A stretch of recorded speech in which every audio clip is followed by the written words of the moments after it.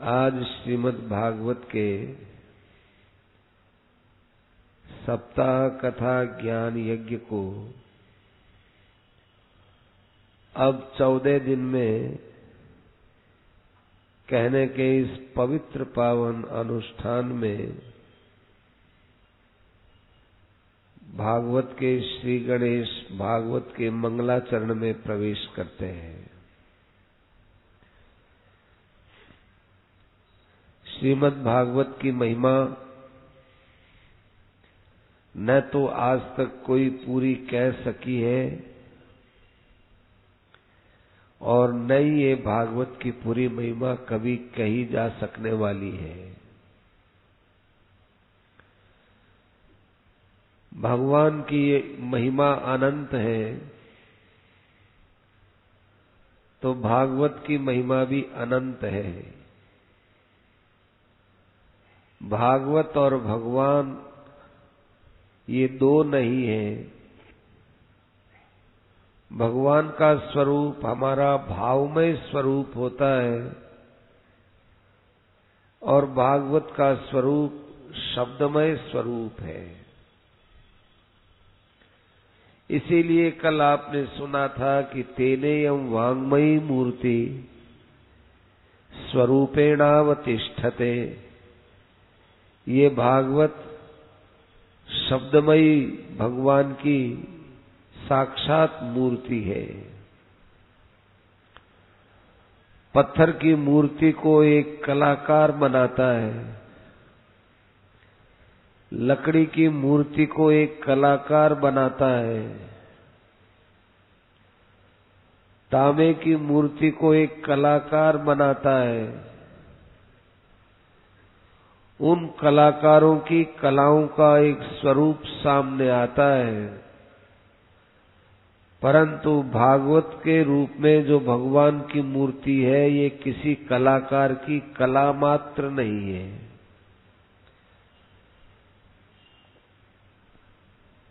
भागवत कोई कल्पित विषय भी नहीं है। भागवत यथार्थ है, जीवन का यथार्थ। इसलिए भागवत को सुनने के लिए और भागवत को समझने के लिए भगवान में आस्था, भगवान में प्रेम, भगवान की भक्ति ये करना बहुत आवश्यक है। भगवान की आस्था के बिना भागवत सुन लेंगे, भगवान की आस्था के बिना भागवत का विवेचन कर देंगे, परंतु केवल शब्द और अर्थ में भागवत का निवास नहीं है। इसका एक अलौकिक तात्पर्य होता है। जैसे इत्र है, इत्र के अंदर तेल दिखता है, बाहर से वो तेल दिखता है, परंतु तेल होते हुए भी उसमें एक अलौकिक सुगंध होती है। वो सुगंध नेत्र से मालूम नहीं देती, वो कान से मालूम नहीं देती, वो सुगंध केवल नाक से ही ग्रहण की जा सकती है। इसी प्रकार से इस भाव में श्री विग्रह का दर्शन भावराज्य के द्वारा ही संभव है। तो भागवत केवल नीरी पोथी नहीं है, भागवत भगवान का कलेवर है। आइए आप हम सभी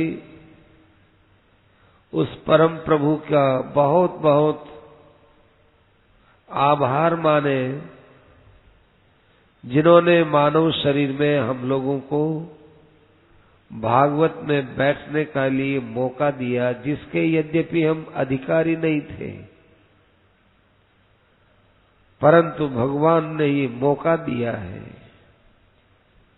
हमारी अनधिकारिता पर भगवान ने एक बार आंख बंद कर ली है। भगवान ने हमारे साथ पक्षपात किया है।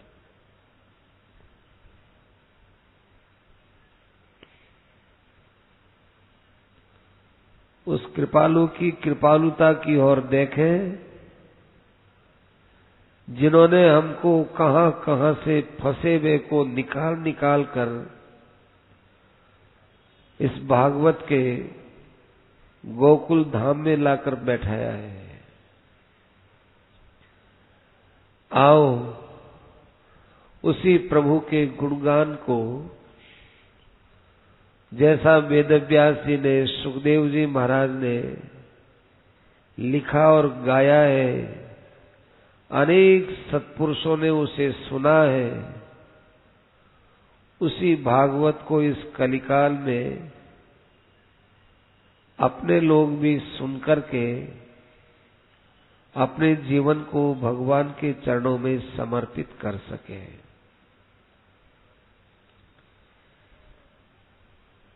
भागवत का शुभारंभ करते हुए बोलते हैं कि जन्मादि यस्य यतोन्मयादितरतश्चार्थेष्वभिज्ञ स्वराट् तेने ब्रह्म हृदय आदि कवये मुह्यन्ति यत् सूरयः तेजो वारि मृदाम यथा विनिमयो यत्र त्रिसर्गो मृषा धाम्ना स्वेन सदा निरस्त कुहकम सत्यम परम धीमहि। देखो इस श्लोक को बोलते हैं,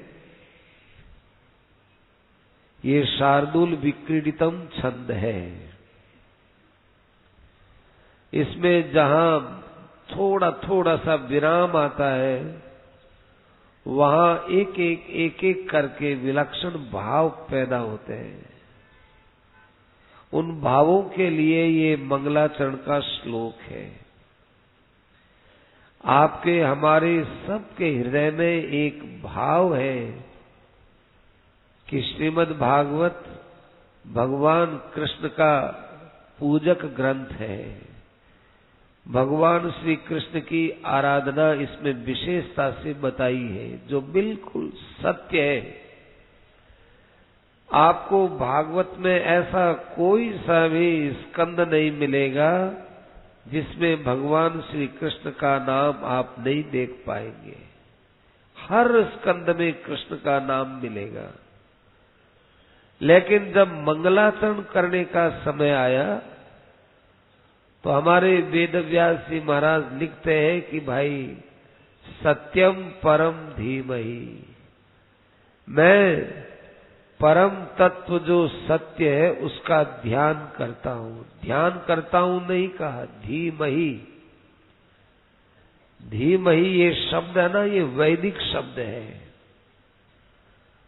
वैदिक शब्द में भी जैसे कल लौकिक शब्द में बात आया कि श्री कृष्णाय वयम नुमः, ये नुमः बहुवचन दिया, ऐसे ही धीमहि शब्द भी बहुवचन का शब्द दिया। आओ हम सब मिलकर के ध्यान करें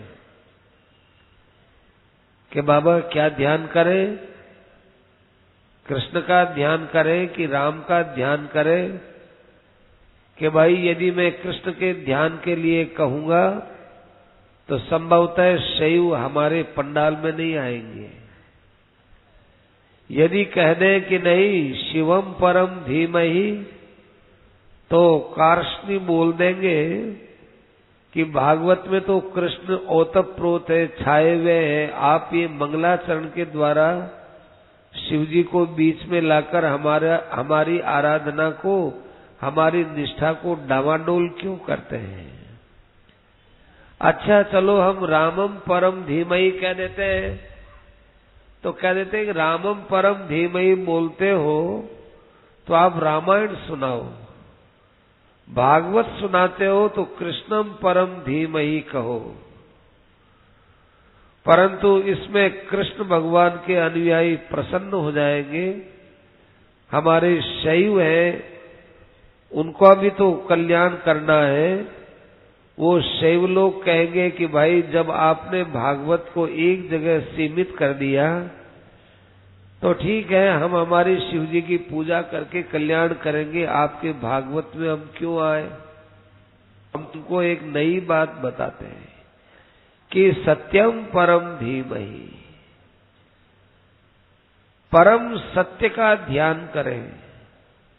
क्यों सही? वो कैसा लगेगा कि हम जरूर आएंगे भागवत में। क्यों कार्ष्णी हो? आपके नहीं, जरूर आएंगे, हमारा कृष्ण सत्य है। क्यों भाई रामस्नेही हो, आप आओगे कि नहीं? जरूर आएंगे, क्योंकि हम राम के उपासक हैं, जरूर आएंगे।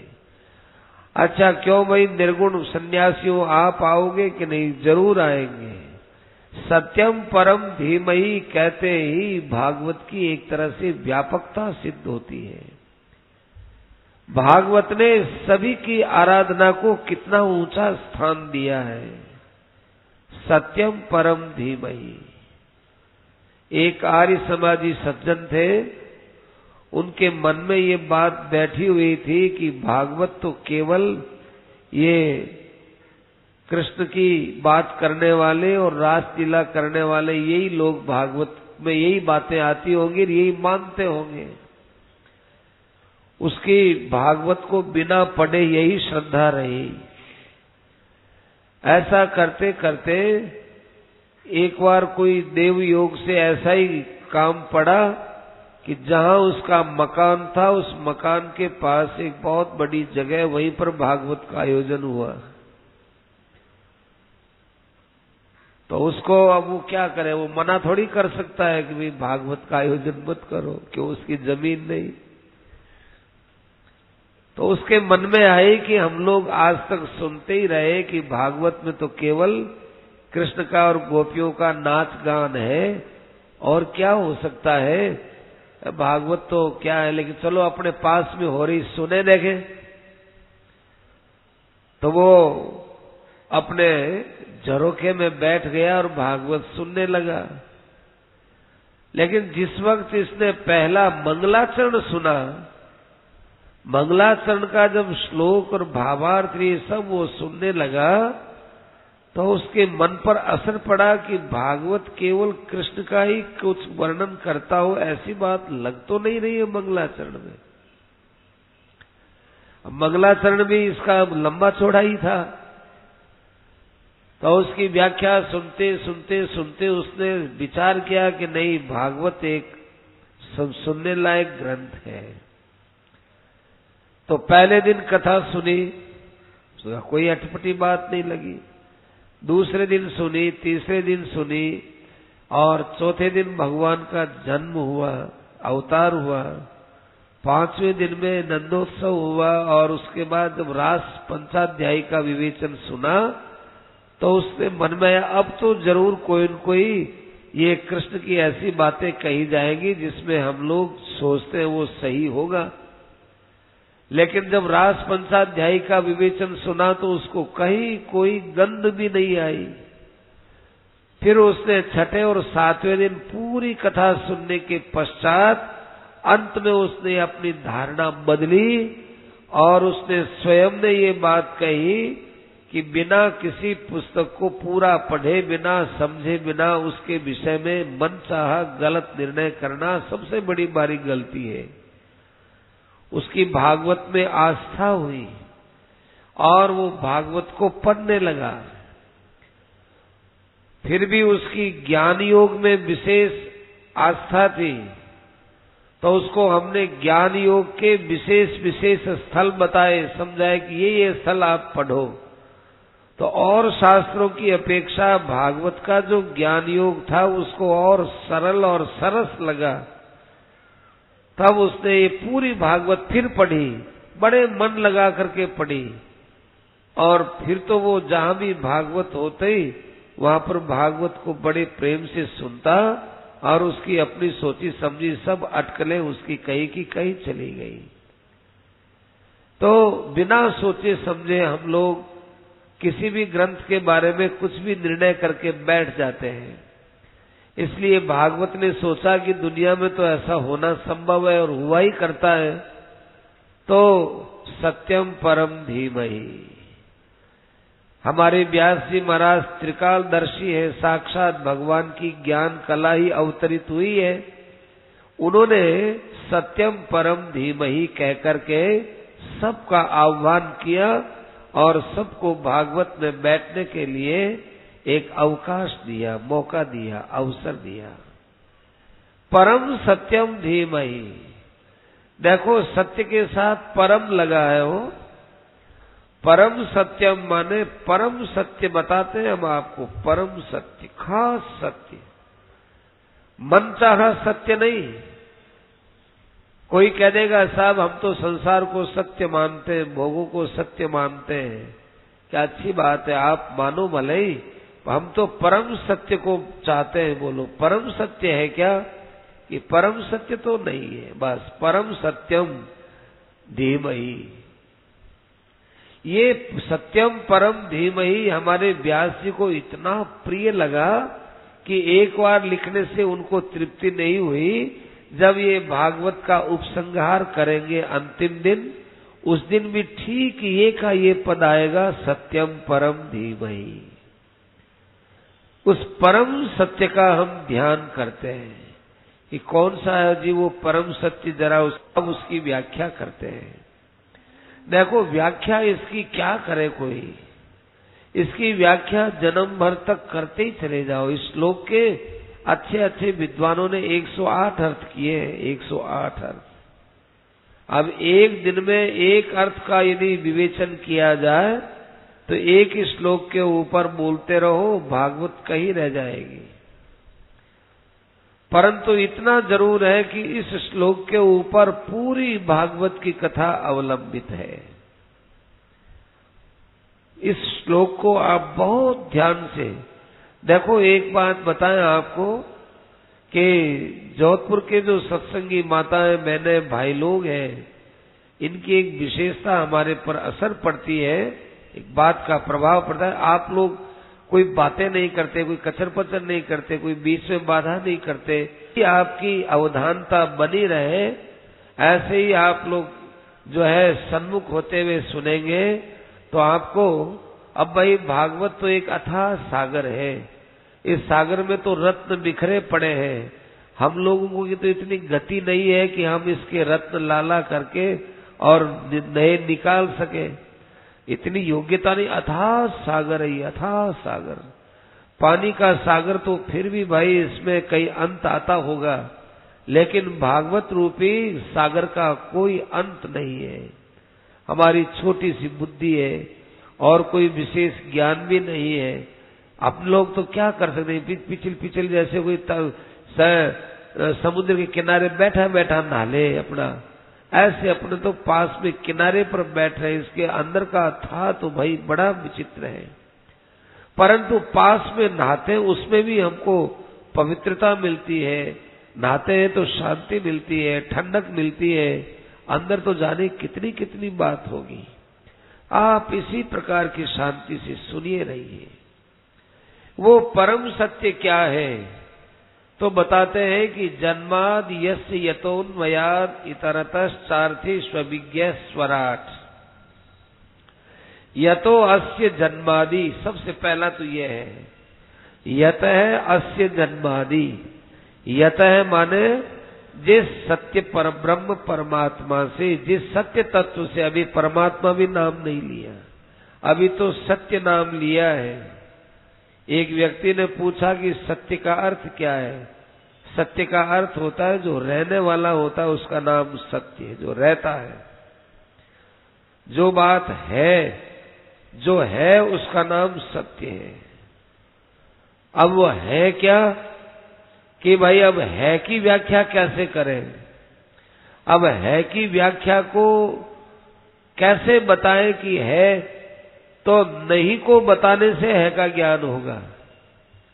जब नहीं को बताया जाएगा तब है का ज्ञान होगा।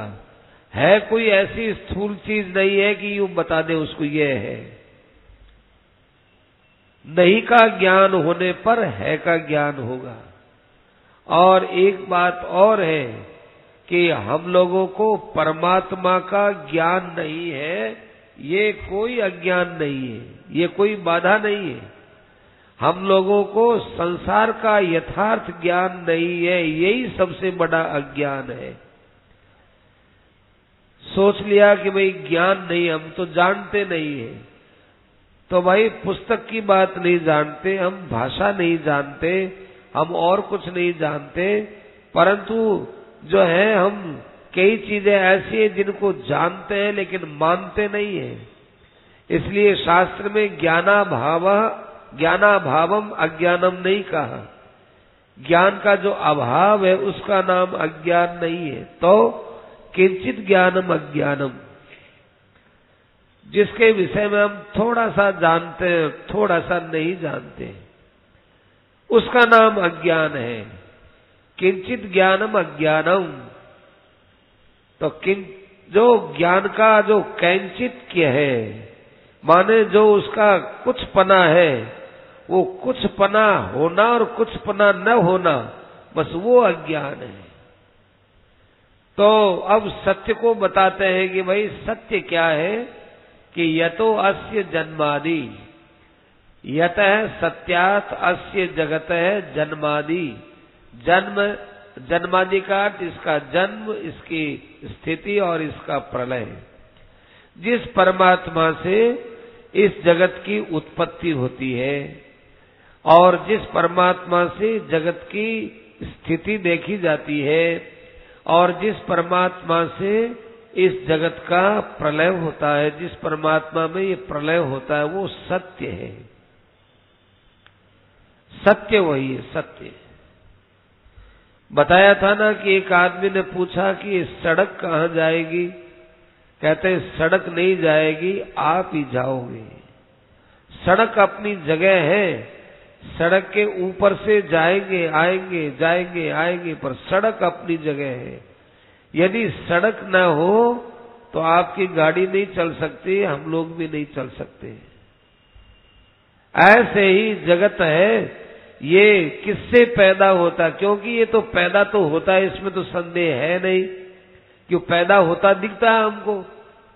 जो चीज पहले नहीं थी और बाद में दिखती है तो पैदा तो हुई है। अब जोधपुर जब से भी बसा है, यहाँ के जो बड़े बुजुर्ग माहित लोग हैं उनसे पूछो कि आपके बचपने में जोधपुर कैसा था, तो वो जो है अपने बचपन की बात बताएंगे कि जोधपुर ऐसा था भाई, आज तो ऐसा हो गया, ये बदल गया। तो ये बदल गया, इस बात को जिन्होंने देखा है तो वो ये बात जानते ही चीज पैदा हो गई। तो जो पैदा होती है तो वो पहले नहीं थी, बाद में पैदा हुई, तो जिससे पैदा हुई है उसका नाम सत्य है। और किसमें दिखाई दे रही है वो सत्य है। और वो पैदा होने के बाद किसमें लीन होती है उसका नाम सत्य है।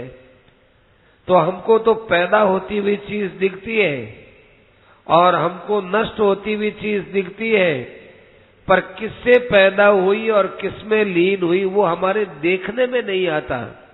कहते हैं देखने में स्वाभाविक नहीं आता, तभी तो देखने के लिए कहा जाता है। यदि वो देखने में आता, समझ में आता, तो फिर उसके लिए कहना ही नहीं बनता, फिर उसके लिए कौन कहता। इसलिए ये बात माननी चाहिए कि जिसकी उत्पत्ति, जिसकी स्थिति और जिसका प्रलय होता है वो स्वयं सत्य नहीं है, उसको जो पैदा करने वाला वो सत्य है। यतो अस्य जन्मादि, देखो जहां वेदांत सूत्र का, ब्रह्म सूत्र का आदि भाग पढ़ा जाता है, वहां पर पहला ही सूत्र है, अथातो ब्रह्म जिज्ञासा। यतो अस्य जन्मादि। अब हम आपके सामने ब्रह्म जिज्ञासा का विवेचन करते हैं। फिर कहा कि यतो अस्य जन्म, उसी ब्रह्म से जगत की उत्पत्ति, स्थिति और प्रलय होता है। तो ये वेदांत सूत्र का पहला सूत्र है ये। ऐसे ही भागवत में पहली बात बताई कि भागवत आपको इधर उधर की नई नई बातें नहीं सुनाएगा। तो हंसा दिया, कुछ रुला दिया, कुछ भावुक बना दिया, ये नाटकबाजी भागवत में नहीं है। देखो भागवत में भी एक बात है कि भागवत है ये बहुत विचित्र हीरा है, इसको पहचानना बड़ा मुश्किल है। विद्यावताम भागवते परीक्षा, जो वास्तव में कुछ प्रबुद्ध है, सुबुद्ध है, जानने वाले हैं, विद्वान पुरुष है, उनकी परीक्षा भागवत में ही होती है। भागवत को कहना कोई मामूली बात नहीं है। आजकल तो भाई हमारे जैसे बैठ गए लेके भागवत, हम भागवत सुनाते हैं, अच्छी बात है भाई, सुना ही रहे आपके सामने, हम कोई भागवत कहने के अधिकारी थोड़े ही है। भागवत को कहने वाला बहुत प्रौढ़ होना चाहिए, अनेकानेक शास्त्र का खूब विवेचन किया हुआ और दर्शनों को समझा हुआ होना चाहिए। ये जो पहला स्कंद जिसका अब अपना ये विवेचन चल रहा है, पहला स्कंद है भी अधिकारी स्कंद। भागवत को कौन कह सकता है, भागवत को कौन लिख सकता है, भागवत को कौन अभिव्यक्त कर सकता है, भागवत को कौन सुन सकता है? कहने वाला और सुनने वाला, इनमें भी एक योग्यता चाहिए। तो इसलिए और शास्त्रों में तो अधिकारिता और ढंग की है, लेकिन भागवत तो एक माँ है। माँ देखो अपने कमाऊ पूत का भी पालन करती है, और कोई बेचारा बेटा पागल हो जाए तो भाई घर वाले और तो इतना उससे प्रेम मोहब्बत प्यार नहीं करते, माँ करती है। वो पागल है, वो कैसा भी है, माँ उसको रोटी खिलाएगी, माँ उसको दिलाएगी, माँ प्यार करेगी। माँ से पूछा भी जाए कि माँ आप प्रसन्न है कि बस मेरे बेटा है ये पागल हो गया, इस बात से मैं दुखी हूँ। परिवार में कोई दुखी नहीं होगा, माँ है वो एक पागल के लिए सबसे ज्यादा दुखी वही होगी।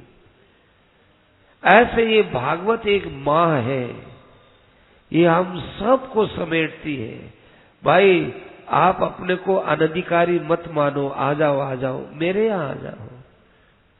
तुम्हारा कहीं कोई बोध नहीं है, कहीं तुम्हारा प्रवेश नहीं है, कहीं तुम्हारा ज्ञान नहीं है, तो कोई बात नहीं, तो मेरे यहाँ आ जाओ। हम सब के दुख के आंसू पोंछने वाला है ये भागवत, इतना उदार है। वो भागवत कहता है कि जिस परमात्मा से जगत की उत्पत्ति आदि होते हैं वो परमात्मा सत्य है। परमात्मा का लक्षण नहीं किया है, जगत का लक्षण किया है कि उत्पत्ति स्थिति और प्रलय। तो हम भी जगत को किस रूप में देखते हैं? न तो जगत की उत्पत्ति देखते, न हम जगत की स्थिति देखते, न हम जगत का प्रलय देखते, हम तो केवल नाम और रूप देखते हैं और इंद्रियों के साथ इन पदार्थों का संबंध करके और एक मनचाहे सुख में हम लोग उलझ जाते हैं, संसार को भी ठीक ढंग से नहीं देख पाते। और फिर हम कहते हैं परमात्मा क्या है बताओ, भगवान को किसने देखा है बताओ, भगवान कहाँ रहते हैं बताओ, भगवान क्या करते हैं, क्या खाते हैं, क्या सोसाइटी है उनकी बताओ। अरे भाई जो तुम्हारे सामने चीज है उसको तुमने अच्छी तरह से देख लिया क्या? जैसा ये संसार यथार्थ में है उसको वैसा तुमने समझ लिया? ऐसा यदि कोई हमसे कहे तो हमारी पोल निकल जाएगी। कह देते हैं सब कि सब मरने वाला है, सब हाँ मरने वाला है, हाँ मरने वाला है।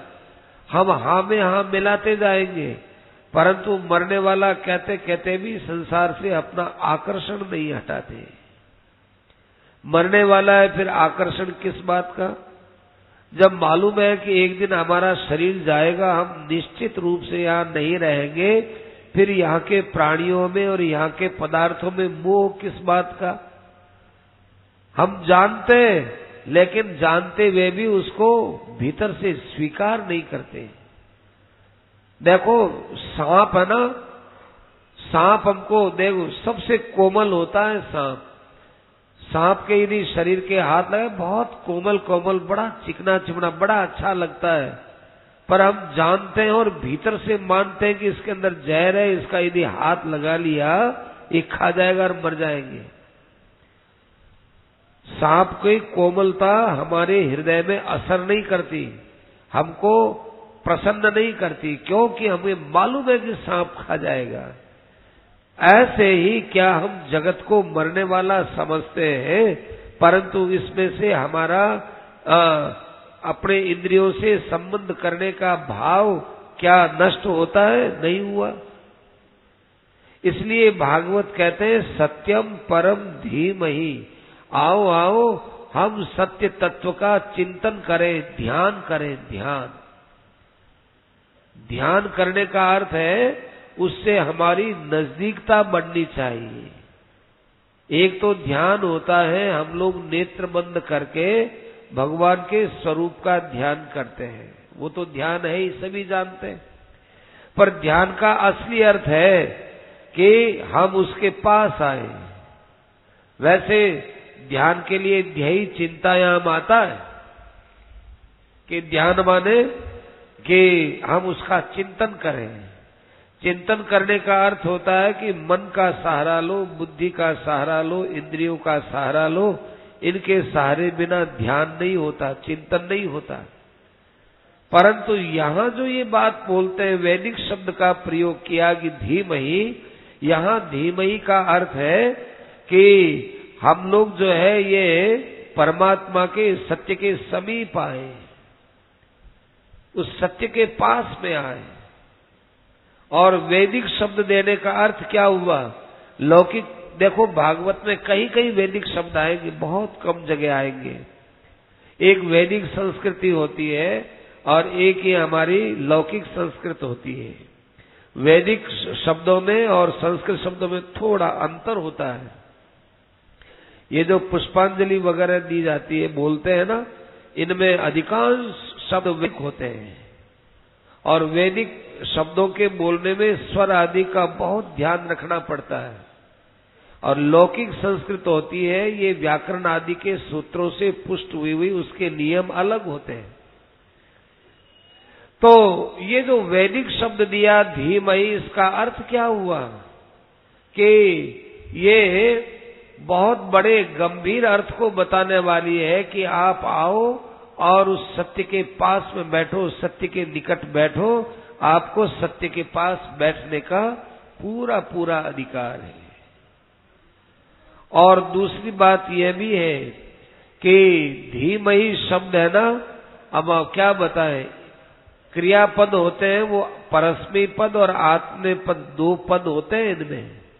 जब क्रिया का फल दूसरे को मिले तब ये परस्मै पद होता है, और जब क्रिया का फल अपने को मिले तो आत्मे पद होता है। यहाँ धीमहि शब्द आत्मे पद का दिया है, अर्थात इसका ध्यान करेंगे तो इस ध्यान का अंतिम फल अपने को मिलेगा। अपने को, ये अपने को मिलने वाला फल है, अर्थात इसका अंतिम कल्याण हमारा होगा। देखो परमात्मा तो कल्याण स्वरूप है, उनका तो कल्याण होने वाला नहीं। और शरीर आदि है, ये तो एक जड़ चीज है, इनका भी कल्याण होने वाला नहीं। कल्याण उसका होता है जिसमें कल्याण की इच्छा होती है। कल्याण की इच्छा जड़ में तो होती नहीं, और कल्याण की इच्छा चेतन में होती है। अब चेतन में दो चीज सामने आती है, एक परमात्मा आते हैं, एक जीवात्मा होते हैं। अब परमात्मा से कल्याण होगा कि जीवात्मा का कल्याण होगा? तो परमात्मा तो कल्याण स्वरूप है, और जब जीवात्मा का ही तो कल्याण बाकी रहा, तो वो जीवात्मा क्या चीज है कि आत्मा का शरीर आदि से जितना संबंध है उतना अंश वो जीव कहलाता है, जीव। तो वो सत्य तत्व जिससे संसार की उत्पत्ति, स्थिति और प्रलय होता है, यतः अस्य जन्मादि। और बताते हैं क्या कि अन्वय अर्थेषु अन्वयात्, एक चीज बता दी, अब दूसरी बात और बताते हैं सत्य की व्याख्या में कि अर्थेषु अन्वयात्, जितने पदार्थ हम लोगों को दिखाई देने वाले पदार्थ हैं, इन सब पदार्थों में वो मिला हुआ है। देखो आप सबने, बड़े बूढ़े जो सज्जन है उन्होंने देखी होगी, और नए उम्र वाले लोगों ने तो नहीं देखा, लेकिन आप बड़े बूढ़े लोगों ने देखा, पुराने जमाने में माला होती थी, वो सूत की होती थी। सूत की माला, सूत से ही बनाई हुई, और वो ऐसे लगती थी जैसे मणि जो है बाहर से पिरोए हुए हो, नहीं उसी सूत के बनाते थे। चीजें मिलती नहीं थी पहले, तो वो सूत को लेकर के उसमें गांठ लगा दी, एक मणिया बन गया। फिर थोड़ी दूर के ऊपर लगा दी, फिर तैरे, ऐसे करते एक सूत की जो है माला बनाते थे। 108 उसमें गांठें लगा लगा करके बनाते थे। अब बताओ, उस सूत की गांठ में, वो माला में जो है सूत है कि नहीं, कि सूत सब में है? सूत नहीं, वो सूत ही सूत है, माला तो केवल दिखती है। ऐसे ही अर्थेषु अन्वयात, जितने पदार्थ हैं सब पदार्थों में वो परमात्मा रहते हैं, सब में रहते हैं, परंतु उसको हम जिस ढंग से देखना चाहते हैं ना, इस ढंग से वो नहीं दिखते। हमारे देखने का ढंग ही और है। आज तक हमने जिस ढंग से देखा, उसी ढंग से हम भगवान को देखना चाहते हैं। नहीं, ऐसे नहीं दिखाई देंगे। उसके लिए थोड़ी अलग से विचार की बात होगी। अब जैसे बताया, इसमें हमको परमात्मा देखना है, भाई घड़ी है, इसमें परमात्मा को देखना है साहब। अब इसमें परमात्मा बताओ हमको। अब इसको तोड़ेंगे, करेंगे, इसमें परमात्मा बताओ। तो भाई इसको चाहे आप तोड़ करके इसका पूरा चूरा कर लो, आपको इसमें परमात्मा नहीं दिखेगा। हम कहते हैं कि एक बल्ली है, बल्ली, इसके अंदर आग है, हमको आग बताओ। तो अब इसको कोई काटेगा, इसको जो है करोती से जो है इसको काट करके फिर कूट करके चूर्ण बनाएगा, खूब अंदर से दिखा देगा, अपने को तो आग नहीं दिखेगी, पर इसमें आग है। परंतु उस आग को प्रकट करने की एक विधि होती है। एक लकड़ी और रखो और दूसरी लकड़ी रखो और फिर उसका मंथन करो, मंथन करने से आग पैदा होगी। और दूध के अंदर घी है, परंतु ये देखने से घी नहीं दिखेगा, उसकी एक अलग विधि है। ऐसे ही अर्थेषु अन्वयात, सारे पदार्थों में वो परमात्मा अन्वित है। अन्वित माने संबंधित है, और संबंधित भी है और इतरतः माने उनसे अलग भी है। ये एक विशेष बात है। परमात्मा सब में रहते हैं और वे परमात्मा सबसे अलग भी रहते हैं। सब में रहना और सबसे अलग रहना, ये कोई मामूली बात थोड़ा ही है। रहते हुए भी अलग रहना, सब में रहते हैं और सबसे अलग है। अलग कैसे हैं? अलग भाई ऐसे हैं कि जैसे आकाश के अंदर अपने को बदल दिखते हैं, बदल, इन बदलों के अंदर छोटे छोटे छिद्र होते हैं। इन छिद्रों के अंदर आकाश है कि नहीं बताओ?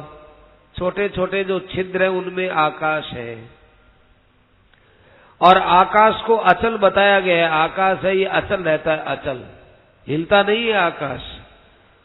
परंतु वो जो बदल है, वो एक बदल एक जगह से दूसरी जगह, तीसरी जगह आते जाते रहते हैं बदल। उन बदलों का आकाश भी आने जाने वाला सा दिखता है, और बदल थोड़ी देर में नष्ट हो जाते हैं, आकाश तो नष्ट नहीं होता। तो बदल के समान तो है संसार, और उसमें अन्वित कौन है कि जो है ये आकाश, ऐसे ही इसमें अन्वित है परमात्मा।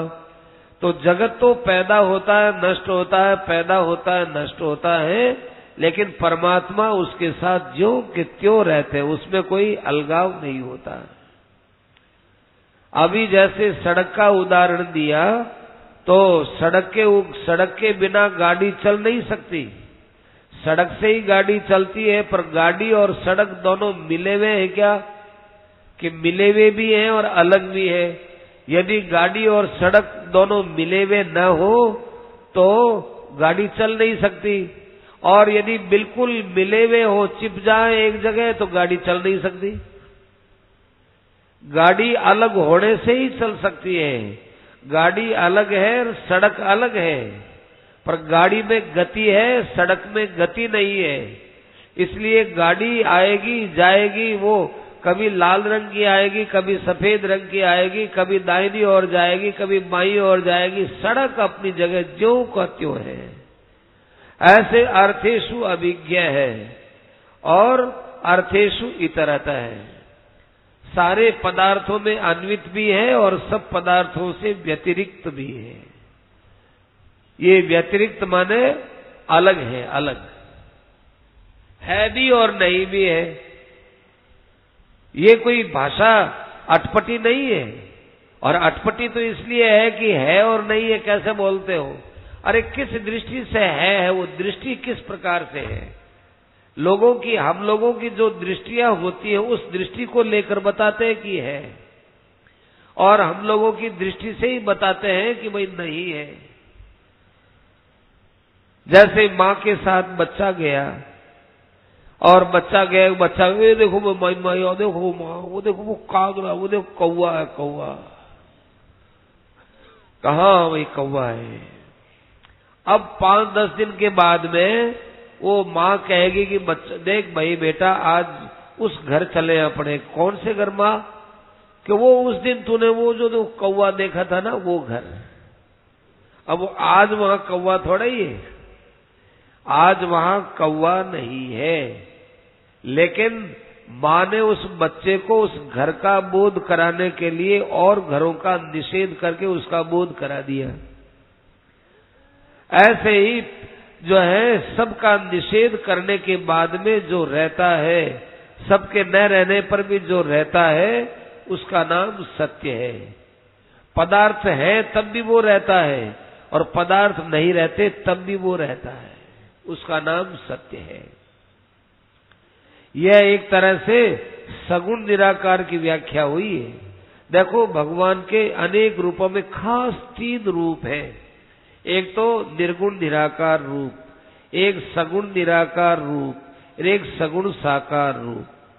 ये 3 खास भगवान के रूप, इनको लेकर के दर्शन चलता है। एक दर्शन कहेगा कि परमात्मा तो निर्गुण निराकार है, वो उसकी सिद्धि में सब बात लिखेंगे। एक कहेंगे कि नहीं साहब परमात्मा तो सगुण साकार होते हैं। सगुण साकार होते हैं तो पूजा भी होती है, मन भी लगता है और उनकी कथाएं भी होती है, नाम भी लिया जाता है, कीर्तन भी किया जाता है, तो सगुण साकार ही श्रेष्ठ है। एक कहता है कि देखो भाई सगुण साकार में हमारे मन में संदेह पैदा हो जाते हैं कि भाई भगवान की मूर्तियां तो कोई मनुष्य बनाता है, तो मनुष्य मूर्ति बनाता है, वो मूर्ति जो मनुष्य के द्वारा बनाई हुई रहती है, उस मूर्ति से हम क्या बोले, क्या करें, कैसे उसकी उपासना और उसके भोग, उसका प्रसाद, ये हमारे समझ में नहीं आता। तो वो कहते हैं हम तो सगुण निराकार मानने वाले हैं। सगुण और निराकार ऐसी अलग अलग उपासनाएं हैं और सब उपासनाओं में कोई किसी पर कोई कमी दिखती हो तो उस कमी पर भी विचार किया गया है। कहते साहब हम मंदिर में क्यों जाएं, मंदिर में तो ईश्वर की बनाई हुई जो मूर्ति आप बताते हो वो तो ईश्वर की बनाई हुई मूर्ति नहीं, वो तो मनुष्य की बनाई हुई मूर्ति है। तो वहां जाकर वो मूर्ति हमारा क्या करेगी? न तो वो बोलती है, न वो खाती है, न वो चलती है, न वो फिरती है, न वो सुनती है। उसके पास में जाकर प्रार्थना करने से क्या होगा? ऐसे लोग बोलते हैं। उनको ये बताया जाता है कि वहां मंदिर के अंदर कभी भी मूर्ति की पूजा होती नहीं है। मंदिर में कभी मूर्ति की पूजा नहीं होती। मूर्ति तो भगवान की उपासना का एक प्रतीक है, प्रतीक। हम हमारे अंतर्भाव को भगवान का प्रतीक मान करके उसमें वहां जाकर अभिव्यक्त करते हैं। अंतर्यामी सर्वव्यापी चेतन परमात्मा उसको सुनते हैं। तो यदि मंदिर में मूर्ति नहीं होगी तो हम कहां से उपासना का शुभारंभ करें और हम हमारे अंतर्भाव को कैसे कहें और किसके सामने कहें? किसके सामने कहें बताओ? मंदिर में जाते हैं, भगवान का रूप देखते हैं, एक मन में भाव आता है कि ये भगवान है। अरे भगवान तो सब जगह, अरे सब जगह भगवान है, तब इसमें भी तो भगवान ही है। क्या मूर्ति में सब जगह भगवान रहने वाले मूर्ति में नहीं है? मूर्ति में भी है। सब जगह जो भगवान है वही मूर्ति में है। अब बताओ, सब जगह भगवान बोल तो दिया, लेकिन फिर मूर्ति का प्रसंग आए तो आप ये क्यों कहते हो कि भाई इस मूर्ति को क्यों मानते हो, ये तो ईश्वर की बनाई हुई नहीं है, ये तो मनुष्य की बनाई हुई है। अरे मूर्ति का बाहरी रूप मनुष्य का बनाया हुआ हो सकता है, पर हमारे अंदर का जो भाव है, जिस भाव से हम इसको भगवान की मूर्ति मान रहे हैं, वो भाव किसी मनुष्य का बनाया हुआ थोड़ा ही है। और वो भगवान सब जगह व्यापक है, तो मूर्ति में भी है, और मूर्ति में भी व्यापक है, तो वो हमारी बात सुनते हैं। इसलिए भाई भगवान सुनते हैं। भगवान कहते हैं सर्वतः पाणिपादम तत् सर्वतोक शिशिरो मुखम सर्वतः श्रुतिमन लोके, सब जगह मेरे कान है। जहां आप अपने मन की बात कहो वहां हम सुनने के लिए तैयार। जहां तुम हमारे चरणों की पूजा करो वहां हम तैयार। तो भाई मंदिर में हम गए, मंदिर में भगवान के चरणों की पूजा की, तो भगवान के चरणों की पूजा हुई है। सब जगह भगवान है ना, इसीलिए मंदिर में जाते हैं हम। सब जगह भगवान है इसलिए कि सब जगह भगवान है, फिर क्यों जाते हो? अरे सब जगह है इसीलिए तो जाते हैं कि सब जगह है तो यहां भी है। सब जगह दिखते नहीं है, यहां दिखते हैं इसलिए आए। तो हर उपासना के अंदर अपने अपने ठोस तर्क होते हैं। इसलिए ये जो भागवत है सबको लेकर के चला, निर्गुण निराकार वालों को लेकर के चला। सगुण निराकार वालों का पहले विवेचन किया कि जन्माद यस्य यतोन्मयाद इतरतः सार्थे स्वविज्ञ है। और बताया कि उस परमात्मा को हम कैसे देखें। पदार्थों को देखते हैं हम। देखो, संसार का ज्ञान होता है इंद्रियों से। इंद्रियां नहीं हो तो संसार का ज्ञान नहीं हो, पक्की बात है। सूरदास जी हो, उनसे कहा जाए कि टैणों का रंग कैसा है, नहीं बता पाएंगे। और जो है जिसकी कोई चमड़ी में विकार हो तो वो चमड़ी का रोगी ये नहीं बता सकता कि ये चीज कोमल है कि कठोर है। ऐसे कान के अंदर कुछ विकलता आ जाएगी तो वो नहीं बता कहेगा भी मैंने सुना कि नहीं सुना। वो नहीं सुना साहब, मैंने तो नहीं सुना, ऊंचा सुनाई देता है मुझे। इसका अर्थ यह है कि पदार्थों का ज्ञान, विषयों का ज्ञान इंद्रियों के बिना नहीं होता। अब परमात्मा को हम किस इंद्रिय से देख सकते हैं कि भाई ऐसे देखना चाहोगे? नहीं, स्वराट। स्वराट माने स्वे नहीं राजते थी स्वराट। वो अपने आप से ही अपने आप की चमक को लिए हुए हैं, अपने आप की प्रकाश को लिए हुए हैं। स्वयं प्रकाश है स्वराट। और अभिज्ञ, अभिज्ञ माने अभी समन्ता जानाति इति अभिज्ञ है। खूब अच्छी तरह से जानते हैं वो परमात्मा। संसार को भी जानते हैं, जीवों को भी जानते हैं, वो अपने को भी जानते हैं, सबको जानते हैं, हमारे कर्मों को जानते हैं। भगवान ने कहा है कि वेदाहम सम अतीतानि वर्तमानानि चार्जुन और भविष्याणि च भूतानि। अर्जुन, मैं सब प्राणियों के भूत भविष्य वर्तमान सबको जानता हूं। तो वो परमात्मा जैसा कोई जानने वाला मिलेगा नहीं। सबको जानते हैं, सबको जानते हैं, अभिज्ञ है। और उनका जानना अपने आप से होता है, किसी इंद्रिय के अधीन होकर के भगवान न तो जानते हैं न वो जाने जा सकते हैं। भगवान नेत्र से नहीं जाने जा सकते, श्रोत्र से नहीं जाने जा सकते, भगवान नासिका से नहीं जाने जा सकते, रसना से नहीं जाने जा सकते, और चमड़ी से नहीं जाने जा सकते। भगवान नहीं जाने जा सकते, इनका विषय नहीं है, निर्विषय है परमात्मा। इसीलिए भागवत में एक जगह आएगा कपिल भगवान के उपदेश में कि मन को निर्विषय करोगे तो निर्विषय परमात्मा का बोध होगा। मन को निर्विषय करो। हमारे अंदर जो विषय शक्ति भरी पड़ी है, ये विषय शक्ति जब मिटती है तो परमात्मा का बोध होगा। तो अभिज्ञ स्वराट। और तेने ब्रह्म हृदय आदि कवये मुह्यन्ति यत् सूरय। अब देखो, वे भगवान अब आए सगुण साकार में, क्योंकि वे परमात्मा क्या करते हैं कि तेने तेने तेने क्या हुआ, ये तेने है तन तनु विस्तारे। वास्तव में तो यहां तथा न होना चाहिए था, आप परस्मी पदी आता है तनु विस्तारे में, यहां तेने शब्द दिया। तेने तेने का मतलब है कि उस परमात्मा ने विस्तृत किया, ज्ञान का विस्तार किया उन्होंने। तेने माने विस्तार या मास है, आत्मने पद का लिट लकार का एक वचन दिया। तेने तेनाते तेनिरे, तो तेने माने उस परमात्मा ने आदि कवये, आदि कवि कौन, ब्रह्मा जी, उनके लिए ब्रह्म तेने माने भागवत का विस्तार किया। अब ये क्या हुआ, सगुण साकार की लीला हुई। भगवान बोलेंगे, ब्रह्मा जी सुनेंगे, तो ये सगुण साकार की बात हुई। बोलना सुनना चलना, जहां उसमें बोलना चालने का निषेध किया जाता है परमात्मा में, वही परमात्मा स्वयं बोलने की शक्ति को लेकर बोलते हैं, वही परमात्मा सुनाने की शक्ति को लेकर सुनाते हैं। वो परमात्मा बुद्धि से अलग है, लेकिन वो बुद्धि को लेकर अगले की बुद्धि के अंदर ज्ञान देते हैं। ये क्या है, ये उनकी अलौकिक दिव्य लीला होती, लीला। जैसे राजा होता है, राजा अपने महल के अंदर वो बच्चों से खेलता है, राजा छोटे छोटे अपने पोते हैं उनके साथ खेलता है। तो अगर क्या हो, देखो मैं तुम्हारी घोड़ी हूं, तुम मेरे जो बैठे हो, आओ बैठो बैठो। तो राजा गुडाले गुडाले चलता है, उसका पोता उसके पीठ पर बैठा है, अब हमको चलाओ, ऐसे ऐसे करो। तो वो बच्चा बोलता रहता है और वो राजा राजी होता है और उसको ढोए ढोए फिरता है। परंतु वही राजा जब सभा में बैठता है, तब क्या वो ऐसा मानता है या कहता है क्या कि भाई मैं घोड़ा हूं? ऐसा बोलेगा तो लोग कहेंगे राजा का दिमाग खराब हो गया, ये सभा की शब्दावली नहीं है उसकी।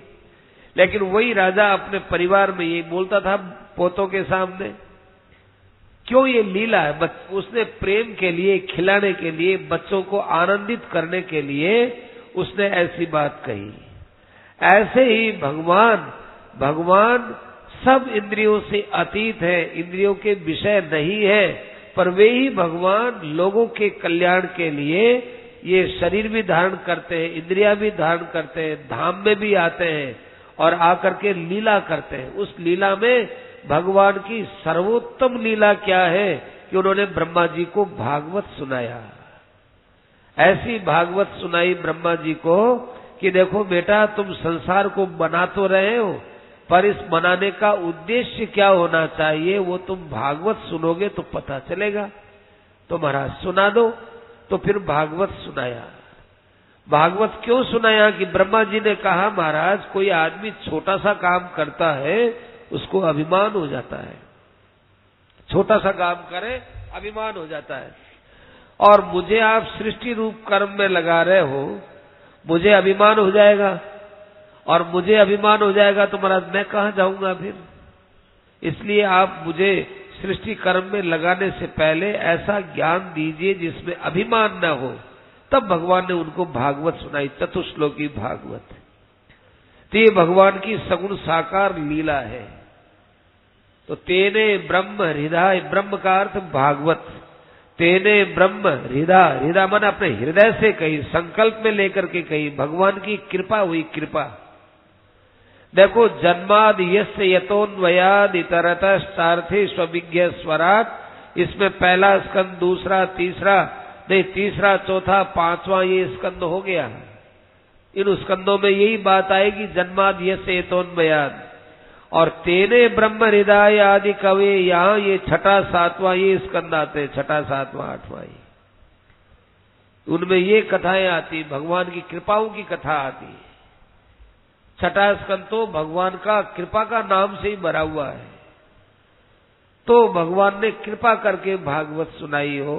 भगवान ने कोई ब्रह्मा जी को पुरस्कृत करने के लिए कोई बहुत बड़ा ब्रह्मा जी ने काम कर दिया हो और उससे भगवान कोई उनकी तपस्या से राजी हो, ये बात नहीं है। भगवान तो अपने ही राजी होने का स्वभाव है, उनका कृपा करने का स्वभाव है।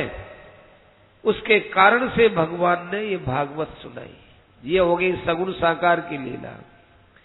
मुह्यंति यत् सूरय, इसी भागवत के अंदर बड़े बड़े विद्वान पुरुष इसमें मोहित हो जाते हैं। इसका वास्तविक अर्थ प्रयोजन क्या है ये यहां चक्कर खा जाते हैं बड़े बड़े विद्वान पुरुष।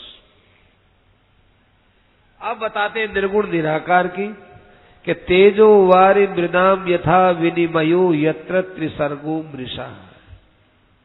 ओहो, माने तेजो वारि मृदाम यथा विनिमयो यत्र त्रिसर्गो मृषा। एक परमात्मा ही परमात्मा है, जगत तो केवल झूठा प्रतीत होता है हमको, प्रतीत। देखो एक संत थे, वो हर चीज को ब्रह्म बोलते थे, मकान को भी ब्रह्म बोलते थे, ब्रह्म, ये ब्रह्म है। पुस्तक को भी बोले ये ब्रह्म है। अब ऐसा बोलेंगे तो व्यवहार कैसे चलेगा? तो वो क्या करते कि बस ये इदम पुस्तकम ब्रह्म है, ये पुस्तक ब्रह्म है, ये मकान ब्रह्म है। कहते हैं वो कलम ब्रह्म लाओ देखे, कलम ब्रह्म माने कलम लाओ देखे। हर चीज के सामने आगे ब्रह्म लगा दे, ब्रह्म। घड़ी ब्रह्म माने सब कुछ ब्रह्म ही है। ये घड़ी इसका रूप है, ये चश्मा है इसका रूप है, चश्मा, ये चश्मा है, ये इसके आगे ब्रह्म लगा दिया, चश्मा ब्रह्म है, चश्मा ब्रह्म लाओ, पुस्तक ब्रह्म लाओ। और उस मकान ब्रह्म में जाना है, भोजन ब्रह्म करना है, जल ब्रह्म पीना है, कपड़ा ब्रह्म पहनना है। अब जो उनको जो चीज चाहिए, जो कुछ करना हो, उसके आगे वो ब्रह्म लगा दे, ब्रह्म। लकड़ी ब्रह्म लाओ, चलने के लिए लकड़ी ब्रह्म लाओ, वो ब्रह्म लगाते थे। तो माने सब कुछ ब्रह्म ही ब्रह्म है, सब कुछ परब्रह्म ही परब्रह्म है। तेजो वारि मृदाम यथा विनिमयो यत्र त्रिसर्गो मृषा, अर्थात सूर्य की किरणों में जैसे जल की भ्रांति हमको गलती से हो रही है, ऐसे ही ब्रह्म के अंदर ये जगत की भ्रांति हमको गलती से हो रही है। ये संसार मेरा है, परिवार मेरा है, कुटुंब मेरा है, शरीर मेरा है, धन मेरा है, पद मेरा है। ये क्या है? ये भ्रांति है, भ्रांति। तो तेजो वारि मृदाम यथा विनिमय, तेजो माने सूर्य की किरणों में, वारी, वारी माने जल, सूर्य की किरणों में जैसे जल की भ्रांति होती है। और मृदाम तेज है, और जैसे मृत्सु तेज है, और जैसे मिट्टी के अंदर तेज की भ्रांति, जैसे अभी उधर वो कार खड़ी है, अभी तो सूर्य भगवान बदल में आ गए, जिस समय बदल में नहीं थे, खुले थे, तो वहां का चिल्का यहाँ पड़ता था, यहाँ उस कार का चिल्का यहाँ पड़ता, तो भाई ऐसे लगा वो वहां से चिल्का पड़ रहा है। चिल्का काहेगा? सूर्य का, सूर्य का थोड़ी चिल्का है वो, और सूर्य का ही है भी। चिल्का तो कांच का पड़ रहा है, पर कांच का जो है चिल्का सूर्य के साथ मिल गया तो हमारे आंखों में सीधा पड़ गया। वो कांच का हो तो अब क्यों नहीं जो है पलका पड़े? तो कांच बनता है वो मिट्टी का, तो मिट्टी में जैसे सूर्य की भ्रांति हो गई, सूर्य में जैसे जल की भ्रांति हो गई, ऐसे इस जगत के अंदर जो है, इस परमात्मा के अंदर जगत की भ्रांति हो गई। जगत नहीं है, परमात्मा है। जगत को केवल हमको वहम से दिखता है। यत्र त्रिसर्गो मृषा, ये त्रिगुणात्मक सृष्टि बिल्कुल झूठी है। ये कैसे झूठी है साहब? कि झूठी इसलिए है कि ये जैसी दिखती है वैसी है नहीं है। जैसी सृष्टि दिखती है वैसी है नहीं। हमको दिखती कैसी है कि है, लेकिन वो बदल जाती है। महाराज जी बोला करते थे, आपने खूब सुना है कि इस अंगुली को हम एक बार देखे दोबारा नहीं देख सकते, क्योंकि वो बदल गया, वो बदल गया। एक बहुत बड़े वकील थे, उन्होंने अपने सत्संग के अंदर वो गए, तो वहां सत्संग करा रहे थे शरणानंद जी महाराज। उन्होंने कहा बोलो भाई कोई बात पूछो हम। तो एक वकील ने बात पूछी कि महाराज मेरे बेटे से मुंह नहीं हटता है। तुम्हारे बेटे से मुंह नहीं हटता है कि हाँ महाराज। कितने वर्ष का है? कि वो 18 वर्ष का है। कहाँ रहता है? वो जोर से बोलते थे बाबा जी शरणानंद जी, जोर से। कहाँ रहता है? कि वो इलाहाबाद पढ़ता है। तो इलाहाबाद में पढ़ता है वो बच्चा, वो तुम्हारा बच्चा है ही नहीं, तुम्हारा बेटा नहीं है वो। उनको बहुत बुरा लगा कि महाराज मेरा बेटा है वो, आप ऐसा कैसे बोलते हैं? हम कहते हैं तुम्हारा बेटा नहीं है। जोर से बोले वो बाबा, तुम्हारा बेटा है ही नहीं। तो उनको और भी बुरा लगा कि मेरा पुत्र है, ऐसे बोलते हुए। नहीं नहीं, मैं मुझे मालूम है तुम्हारा बेटा नहीं है। तो कहा कि महाराज आपको पता नहीं है, आप जिस ढंग से बोल रहे हैं ये तो एक तरह से बहुत जो है हमको बुरा लग रहा है। आप बोल रहे हो बुरा लगा तो लगना चाहिए तुमको बुरा। तुम्हारा बेटा है नहीं, बुरा लगता है तो लगेगा, लगना चाहिए। वो पीछे ही पड़ गए, तुम्हारा बेटा है ही नहीं। तब उसने कहा महाराज आप कैसे बोलते हो? तब बाबा जी ने देखा कि आदमी बुरा मान गया। तो बाबा जी ने कहा देखो, वो तुम जो है शारीरिक शास्त्र पढ़े हो कि नहीं, शरीर संबंधी विज्ञान जानते हो कि नहीं वकील साहब? कि साहब शरीर संबंधी क्या विज्ञान हम विशेष नहीं जानते। कि आप तो इतने बड़े वकील हो, आपको तो सब बात मालूम होनी चाहिए कि शरीर पे 7 वर्ष के बाद शरीर का सारा स्वरूप बदल जाता है। ये हमारा खून जो 7 वर्ष पहले था, वो 7 वर्ष पहले आप किसी डॉक्टर से निकालो, आप अपने खून की टेस्ट करवाओ, और 7 वर्ष के बाद खून के टेस्ट करवाओ, आपको बहुत बदलाव मिलेगा। इसी शरीर में बनता है, इसी शरीर के अंदर फिल्टर होता है, और इसी शरीर से खून से विजाती चीज निकलती है, और खून भी जो है शरीर में से कम होता होता निकलता है, नया खून बनता है। तो 7 वर्ष में ये खून बिल्कुल बाहर, शरीर से बाहर निकल जाता है, वो रहता ही नहीं है। तो उसका खून वो नहीं, उसकी हड्डियां वो नहीं, वो आपका बेटा कैसे हुआ? आप निर्नाहक मोह करते हो।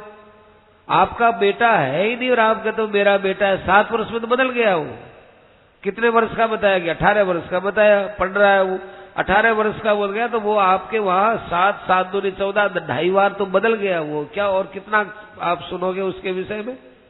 2.5 बार वो बदल गया, वो 2.5 बार नया जन्म हो गया। नाहक तुम अपना बेटा, अपनी स्त्री, अपना पुत्र, अपना पिता, अपना ये सब बदलता है। ऐसा बदलता है कि जिस समय में आप पिता बने थे उस समय के शरीर को लेकर आज 18 वर्ष के बाद बिल्कुल बदल गया। वो आपका बेटा रहा ही नहीं, और आप उसके बाप भी नहीं रहे। न आप बाप रहे, न बेटा रहे, न आप पति रहे, न आप पत्नी रहे। पत्नी का शरीर बदल गया, आपका शरीर बदल गया। आपने पाणी ग्रहण संस्कार किया था, उसके बाद 7 वर्ष के बाद वो पत्नी का शरीर एकदम बदल गया, और पति का शरीर एकदम बदल गया। क्यों आप इसमें आपस के संबंधों में उलझते हो? होश आया उनको, होश आया। अरे नाहक हम संबंध करके, आसक्ति करके, बिना मतलब आसक्ति करते हो आप, ऐसा कहा संतों ने।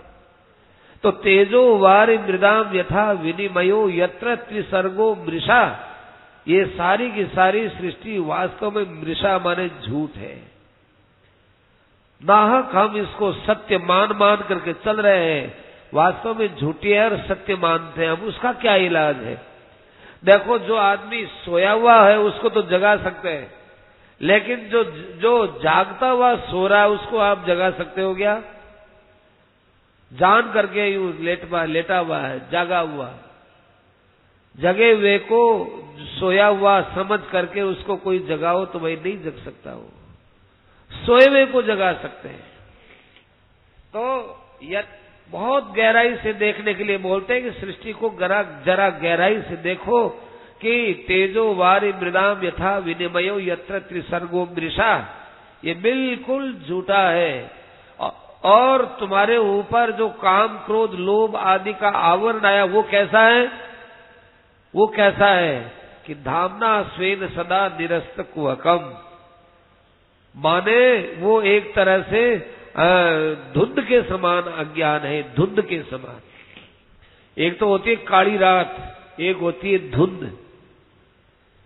जोधपुर में तो हवाई अड्डा है, आप हवाई जहाज वालों से पूछ लो, हवाई अड्डे पर किसी भी जो है जानकार व्यक्ति से, कि आपको जो है धंवर के अंदर हवाई जहाज चलाने में मुश्किल होती है कि अंधेरे में मुश्किल होती है? वो कहते हैं अंधेरे में मुश्किल नहीं होती, धुआं में मुश्किल होती है। जब धंवर रहती है तो हवाई जहाज बहुत विलंब से उड़ते हैं, 4-4, 5-5, 6-6 घंटे तक उड़ते नहीं हवाई जहाज की। धंवर में पता ही नहीं चलता, कितनी लाइट कर दो, फोकस कर दो, पता नहीं चलता। और जो अंधकार होता है उसमें पता चलता है, धंवर में पता नहीं चलता है। तो हमारे पर इन विकारों की एक धंवर आई हुई है, धंवर। कितना ही सुन लेते हैं, कितना ही सुना देते हैं, कितना ही समझ लेते हैं, कितना ही समझा देते हैं, दूसरों की शंकाओं का समाधान कर देते हैं, बड़ी युक्तियां देते हैं हम लोग, परंतु स्वयं वहीं के वहीं रहते हैं। आप बाबा जी बैंगन खावे, दूसरा ने प्रमोद बतावे कि बैंगन नहीं खाना भाई, बैंगन खाने से शरीर में अपच होता है, बैंगन के बीज अच्छे नहीं होते हैं। अच्छा, और वही बाबा जी बैठे आराम से बैंगन का साग खा रहे हैं। आप कैसे खा रहे हो बाबा जी? कहते तो हमारी प्राइवेट लाइफ है, हम चाहे बैंगन खाओ, दूसरों को तो हम नहीं बताते, ये हमारी प्राइवेट लाइफ है। तो भाई ये क्या, ये धुंध है, धुंध। ये ज्ञान काम का नहीं है। धुंवर में जैसे प्रकाश काम नहीं करता, ऐसे ही काम, क्रोध, लोभ, मोह आदि विकार जिनके हृदय में भरे पड़े हैं, उनके वहां वो ज्ञान काम नहीं करता। ये जो सत्य रूप जो परमात्मा, जिसके शरण में जाने के लिए हम बोलते हैं, धामना स्वेन सदा निरस्त कुहकम, ये अपने स्वयं के प्रकाश से इस कोहरे को छटे हुए रखते हैं, वहां पर कोहरा लगता ही नहीं है। ये कोहरा कहाँ होता है? अधकिचरे में होता है। ऊपर जो है सूर्य के पास में कभी कोहरा नहीं आता, सूर्य के पास कभी अंधकार भी नहीं आता। एक बार ये अंधकार ब्रह्मा जी के पास गया, ब्रह्मा जी से कहने लगा कि महाराज ये सूर्य है, ये हमको बहुत तंग करते हैं, हमको भगा देते हैं। तो अच्छा, हाँ महाराज हम क्या करें, तो सूर्य मानते नहीं, हमको भगा देते हैं। तो ब्रह्मा जी ने सूर्य से कहा, सूर्य जी आप ये क्या करते हो? ये कहते हो कि ये कहता है कि हमको भगा देते। सूर्य कहा महाराज मैंने तो आज तक अंधकार को देखा भी नहीं, कभी नहीं देखा मैंने, मैं इससे क्यों नाराज हूं? मैं जानता ही नहीं अंधकार क्या चीज है, कभी सामने वो आया नहीं, कभी मैं उसके सामने रहा नहीं। तो धामना स्वेन सदा निरस्त कुहकम, कहते हैं कि भाई वो जो परब्रह्म परमात्मा है, उसके ऊपर ये कुहक, कभी कोहरा कभी आता ही नहीं है। ये कोहरा हम लोगों पर आता है, वो भी कब तक आता है? जब तक हम अपने स्वयं के तेज का उपयोग नहीं करते तब तक आता है। हम अपने स्वयं के तेज का, अपने स्वयं के ज्ञान का, अपने आत्मज्ञान का, आत्मबोध का उपयोग करने लग जाए तो भाई फिर ये काम, क्रोध, लोभ, मोह आदि का जो कोहरा है, वो कोहरा कहीं का कहीं छट जाता है। सर्दियों में कोहरे आते हैं, ऐसा लगता है कि आज तो सारे दिन ऐसा ही रहेगा, और 5 मिनट 10 मिनट में सब कोहरा समाप्त हो जाता है। जब समाप्त होने पर होता है एकदम ऐसी जो है वह हवा सी चलती है, कोहरा एकदम खत्म। वो सूर्य वैसा ही जो है प्रचंड रूप से चमकता है।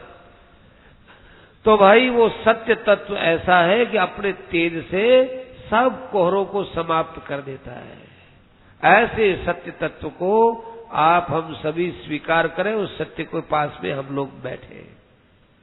एक बात, दूसरी बात बताई जा रही है कि श्रीमद् भागवत में जो आप सुनने जा रहे हैं कि एक धर्म प्रोजित कैतवोत्र परमो निर्मत्सराणाम सताम, अच्छे अच्छे महात्मा लोगों का इसमें धर्म बताया है। कैसे महात्मा है कि निर्मत्सराणाम, ये निर्मत्सर शब्द दिया। निर्मत्सर माने जिसमें, जिन महात्मा में मत्सर दोष भी नहीं है। मत्सर दोष देखो, काम है, क्रोध है, लोभ है, मोह है, इस दोष का ज्ञान तो प्राय प्राय प्राय प्राय सभी को ही हो जाता है, ये हमारे में दोष है साहब। लेकिन ये मात्सरी दोष एक ऐसा है कि इसका साधन भजन करते करते बिना सत्संग के ये मात्सरी दोष समझ में नहीं आता है। ये मात्सरी दोष है क्या? ये मात्सर्य दोष ऐसा है भाई कि जैसे एक तो हम कथा करते हैं और व्याख्यान देते हैं, एक आप भी कथा करते हैं और व्याख्यान देते हैं। अब आपकी तो प्रसिद्धि ज्यादा हो जाए और आपको लोग ज्यादा मानने लगे और मेरे को कम माने, तो मेरे मन में एक ही विचार आएगा कि मानो भले ही कम ज्यादा, ये लोग बड़े मूर्खता करते हैं, मेरे से ज्यादा थोड़ी इनको पता है, मैं ज्यादा जानता हूं। और इनकी जो ज्यादा प्रसिद्धि हो रही है, ये मेरे मन में मीठी मीठी एक खटक पैदा करती, खटक। वो जो खटक पैदा होती है उसका नाम मात्सर्य दोष है। ये मात्सर्य दोष बहुत आगे तक रहता है, एकांत में भी लोग, महात्मा लोग रहते हैं, वहां भी ये मात्सर्य दोष रहता है। ऋषिकेश में किसी जमाने में, पुराने जमाने में संत रहते थे, 2 संत थे, एक इधर रहते एक उधर रहते, 2 अलग अलग। एक संत के पास में खूब लोग जाते थे, एक के पास कोई जाता ही नहीं था। उन संतों ने अब क्या बताया, संतों को बुरा लगा कि मेरे पास यहाँ कोई आते ही नहीं है, इसके पास इतने जाते हैं। तो रात में वो संत गए और उन्हें पत्थर लेकर के, उन्हें सो रहे थे, उस सोते के ऊपर पत्थर डाल दिया और वो मर गए रात में। क्या करें, ये ऐसा भयंकर दोष है। आप घर बार छोड़ के आए, आपने इतना सा भी दूसरे के उत्कर्ष को थोड़ा सा भी आप सह नहीं सके, पर क्या करें, वो सत्संग किए हुए नहीं थे, घर बार छोड़ दिया और कर दिया, एकांत रहने लगे। पर ये बातें बिना सत्संग के समझ में नहीं आती, संतों की ठोकर खाए बिना ये बात समझ में नहीं आती। इसीलिए भागवत में जगह जगह कहा है, संतों की वाणी में भी आता है कि भाई जब तक संतों की ठोकर नहीं खाओगे तब तक भाई पूरा बोध नहीं होगा। अब वो संत भी भाई अकाल पड़ गया, संत भी नहीं मिलते। संत वो होते हैं भाई जिनको हमसे कोई भी अपेक्षा नहीं, किंचन मात्र भी अपेक्षा नहीं है, आदर की भी अपेक्षा नहीं कि आप कम से कम हमारा आदर तो करो, ये भी जिनको हमसे अपेक्षा नहीं है, ऐसे बिल्कुल सर्वथा निष्काम पुरुष होते हैं। कल्याण तो उनके द्वारा होता है। हम लोगों का तो मन ऐसा लगता है ये हमारे भगत है, ये भगत नहीं टूट जाए, ये भगत हमारे क्या समझेंगे, ये भगत है, इनके ऊपर हमारे गलत असर न पड़ जाए, इसलिए हम जो है वो आपको खुशामदी में रह जाएंगे। तो भाई वास्तव में उनसे कल्याण होता नहीं है, ऊपर ऊपर का व्यवहार निभता है, उनसे कल्याण होता नहीं है। जिनको हमसे लेश मात्र भी गरज है वो हमारा कल्याण कैसे करेगा, ये तो सीधी सीधी बात है। कल्याण एक ऐसी चीज है कि जहां कोई कामना ना हो, तो जिसके खुद के कामना है उनसे हमारा कल्याण हो जाएगा, कैसे संभव है, नहीं होगा भाई। इसीलिए बताया, महापुरुषों ने बताया कि जो जो समय खराब आ रहा है त्यों त्यों भाई भगवान को स्वीकार करो, गुरु भी मानो तो भगवान को मानो, और जो है आराध्य मानो तो भगवान का मानो, चित्र भी पूजो तो भगवान का चित्र पूजो, और कुछ भी मानो तो भगवान का मानो, निभ जाएगा। परंतु भाई यहां हम लोग क्या बताएं, ज्यादा कुछ कहेंगे तो ठीक भी नहीं लगता, जिससे हमको लेश मात्र भी अपेक्षा है कि भाई कम से कम हमारी पूजा तो ये करे, हमारे में भाव तो रखे, इतनी भी यदि अपेक्षा है, उस आदमी से कल्याण नहीं हो सकता, हमारा कल्याण हो ही नहीं सकता। कल्याण उसी से ही होता है हमारे बिल्कुल अपेक्षा नहीं हो, कोई अपेक्षा नहीं हो। एक जो है सदगृहस्थ था, बहुत बड़ा अच्छा समझदार, लेकिन वो साधु का रूप नहीं बनाया, वो गृहस्थ में रहता, दुकान करता और जो है चीज वस्तु देता लेता, लेकिन एकदम निष्काम कर्म करने वाला, बड़ा विलक्षण कर्मयोगी पुरुष था वो। एक बार राजा ने प्रजा में एक प्रश्न दिया कि इस प्रश्न का उत्तर कौन देता है, तो करते करते करते उसने प्रश्न का उत्तर दे दिया। तो राजा ने उनको बुलाया, बुला करके और कहा कि भाई आपने हमारा प्रश्न दिया, प्रश्न का उत्तर दिया, हम बहुत प्रभावित हुए, अब आप कोई हमसे विशेष काम करा लो, कोई आप ऐसा काम बताओ हमको कि हम आपका कुछ काम करें। तो वो जो गृहस्थी संत था, वो गृहस्थी संत ही था, वो उस गृहस्थी संत ने उत्तर दिया कि महाराज यदि आप मेरा कहा हुआ कुछ कर सकते हो तो एक ही काम करना कि आप कभी हमको यहाँ राज दरबार में कभी मत बुलाना, कभी हमको यहाँ बुलाना नहीं, और पता नहीं चले कि आपका और मेरा कोई परिचय है, और मैं यदि किसी काम के लिए आपको कह भी दूं उस काम को आप बिल्कुल मत करना, उस काम को आप मत करना।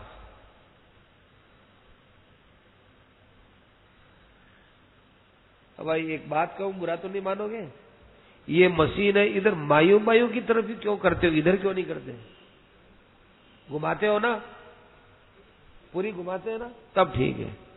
एक क्योंकि संख्या ज्यादा है तो इनकी संख्या ज्यादा है तो लेंगे, तो ऐसा नहीं भाई, मशीन है तो सब बैठे हैं, सब कर ले, ये फिर किसी का ही मत लो, हमारा भी मत ले। ये चीजें, ये उपकरण है, ये वास्तव में कथा के लिए बाधक चीज है। ये भाई राजी हो जाते हैं, कुछ हम भी, कुछ जो है आप लोग भी, ये कोई बढ़िया चीज नहीं है। पर भाई अब समय है, समय क्या करें, बोल सकते नहीं। ये कोई सुखदेव जी महाराज की कभी कोई मिलेगी क्या अपने पास? कोई कैसेट नहीं मिलेगी। ये हृदय के द्वारा, हृदय की कैसेट के द्वारा ये सुनने लायक चीज है। तो निर्मत शरणाम सताम, जिनमें मात्सर्य दोष भी नहीं है, ऐसे ऐसे महापुरुषों का इसमें धर्म का समावेश भागवत में किया है। और प्रोज्झित केतव है, प्रोज्झित केतव माने, केतव बोलते हैं कपट को, जहां पर प्रोज्झित किया माने छीन करके बाहर निकाला, छीन करके धक्का देके बाहर निकाल दिया। इतना यहां निष्कपटता का वर्णन है। कपट नाम की भागवत में कोई चीज है ही नहीं। ऐसे महापुरुषों का धर्म इसमें बताया है, जानने योग्य वस्तु का इसमें वर्णन हुआ है। और त्रिविध ताप का निवारण भागवत के सुनने से होता है, शारीरिक, मानसिक और आदि दैविक। शरीर में बीमारियां होती है, वो शारीरिक बीमारी, और जो है कई प्रकार का कोई दुख हो जाए और कुछ जाए, किसी के मरने जीने का दुख सुख हो जाए, ये सब होती है आध्यात्मिक बीमारी। हमारे विचारों में जो कमी आए, उस कमी से जो दुख होता है, वास्तव में दुख तो उसी से ही होता है, चाहे शरीर का ही हो, पर शरीर का दुख साफ दिखता है, साहब हमारे ये हड्डी टूट गई, इसका दुख है, दर्द है। तो ये शारीरिक जो है कष्ट है, ये आदि भौतिक कष्ट आता है। आध्यात्मिक कष्ट होता है, एक आदि दैविक कष्ट होता है। प्रकृति से कोई कष्ट आ जाए वो आदि दैविक है। अकाल पड़ गया, कोई कभी बिजली पड़ गई तो कभी क्या हो गया, ये आदि दैविक कष्ट होते हैं। और आध्यात्मिक कष्ट होते हैं जिसमें इंद्रियों की प्रधानता होती है और कष्ट होता है, वो आध्यात्मिक कष्ट कहलाता है। ये सब कष्ट भागवत से दूर होते हैं। और बताते हैं कि देखो श्रीमद् भागवत की रचना हो गई, अब क्या करें कि कितनी बड़ी देखो प्रशंसा की बात है, भागवत की महिमा की बात है कि सद्यो हृदयवरुध्यते कृतिभि शुश्रूष भी। भागवत की कथा होगी और हम भागवत की कथा सुनेंगे। ओहो, कब वो 26 तारीख आए, कब हम भागवत सुने? तब जब से आपने ये निश्चय किया ना, भागवत सुनी नहीं, अभी चालू ही नहीं, सुनेंगे कैसे? पर आपने विचार किया कि 26 तारीख से भागवत है, अपने को तो सुनना है, तो सुनने की इच्छा पैदा हुई। उसी समय में भगवान ने आकर आपके हृदय में आसन लगा लिया कि ये हृदय भागवत सुनेगा, इस हृदय में जाकर के तो निवास करना ही चाहिए। सद्यो हृदय अवरुध्यते, नहीं आकर के निवास, अवरुध्यते, भगवान अवरुद्ध होते हैं। भगवान कहते हैं, अरे भैया हमको यहां से निकाल मत देना, तुम जो है हमको हृदय से निकाल मत देना, इसी हृदय में पड़े रहने देना हमको। सद्यो हृदय अवरुध्यते अत्र कृतिभि शुश्रूष भी। ऐसा ये भागवत का महात्म्य है। तो उस भागवत के बनने पर और उस भागवत के मिल जाने पर और किसी शास्त्र की अब जरूरत ही नहीं रह पाती। सद्यो हृदयवरुध्यते कृतिभी शुश्रूषुभि तत्क्षणात्, भगवान तत्क्षण आकर विराजमान हो जाते हैं। तो भगवान सुनने की इच्छा पर आकर विराजमान हो जाते हैं। जो सुन लेता है उसके लिए तो भाई भगवान जो है अब क्या करते हैं, उसके लिए तो भगवान स्वयं एक बहुत बड़ी जिम्मेदारी निभाते हैं उसके लिए। अरे इसने तो भागवत सुनी है, अब इसका तो कल्याण मुझे हर हालत में करना ही है। कल्याण की जिम्मेवारी हमारे पर नहीं रहती, भगवान पर हो जाती है। भगवान पर जिम्मेवारी रहती है। देखो गजेंद्र मोक्ष में जब भगवान अपने मन की एक बात कहेंगे कि देखो इसकी कथा जो सुनेगा उसको मैं अंतिम समय में स्वयं अपनी स्मृति प्रदान करूंगा, ये कितनी बड़ी बात है, मामूली बात नहीं है।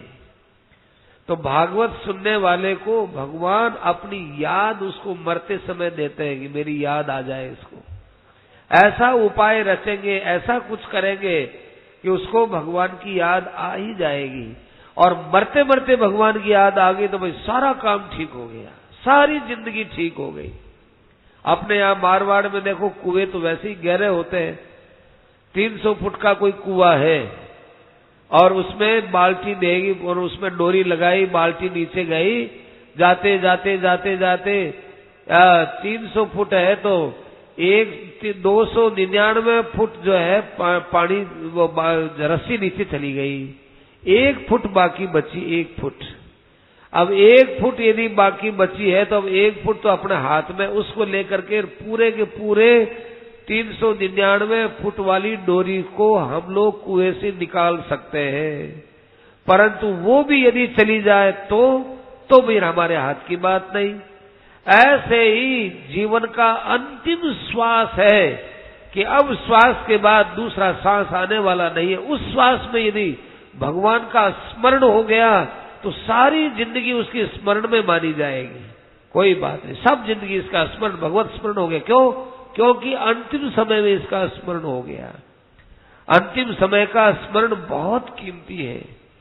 इसलिए सेठ जी ने एक परम सेवा समिति खोली थी कलकत्ते में। परम सेवा समिति, एक तो सेवा समिति होती है, एक परम सेवा होती है। कोई भी आदमी मरने वाला हो उसके पास में जाकर उसको नाम सुनाना, भगवान का नाम सुनाना और भगवान का चित्र दिखाना उसको। सेठ जी के जमाने में गीता प्रेस के अंदर एक आदमी को इस बात के लिए नौकरी दी जाती थी कि भाई तुम थोड़ी थोड़ी देर में सबको जाओ और भगवान का ये चित्र दिखाओ। हमने खुद ने देखा गीता प्रेस में, एक है दो, वो सब जगह सब ऑफिस में जाता है और जाते बस राम राम राम राम तो बोलता, राम राम। अगला आदमी राम राम नहीं बोलेगा तो बोलता ही रहेगा, राम राम राम राम। चित्र दिखाया, आगे निकला राम राम राम राम। सेठ जी से पूछा, सेठ जी क्या बात? सेठ जी ने कहा देखो कि काम तो भगवान का कर ही रहे हैं, लेकिन काम के अंदर कभी कभी आदमी का चित्त इतना लीन हो जाता है कि काम के बाह्य रूप में वो डूब जाता है। उसको भगवान की स्मृति दिलाने के लिए हम ये काम करते हैं। भगवान की स्मृति दिलाओ। तो जैसे और को तनख्वाह मिलती थी ऐसे उतनी तनख्वाह उसको भी मिलती थी कि भाई तुम्हारा यही काम है। वो सबको चित्र दिखाता, अपने हाथ में चित्र ले जाता, दिखाता। तो अंतिम समय का जो स्मरण होता है वो स्मरण सारे जीवन को पवित्र करने वाला होता है। तो भागवत के अंदर ये बात है। और ये भागवत है क्या कि निगम कल्प तरोर गलितम फलम सुखमुखादमृत द्रव संयुतम पिबत भागवतम रसमालयम मुहुरहो रसिका भुवि भावुका। अरे ओ रसिको, ओ भावुको, आओ आओ सुनो सुनो। रसिक माने जिनको परमात्म तत्व के रस का चस्का लगा हुआ है, ये रसिको आओ आओ।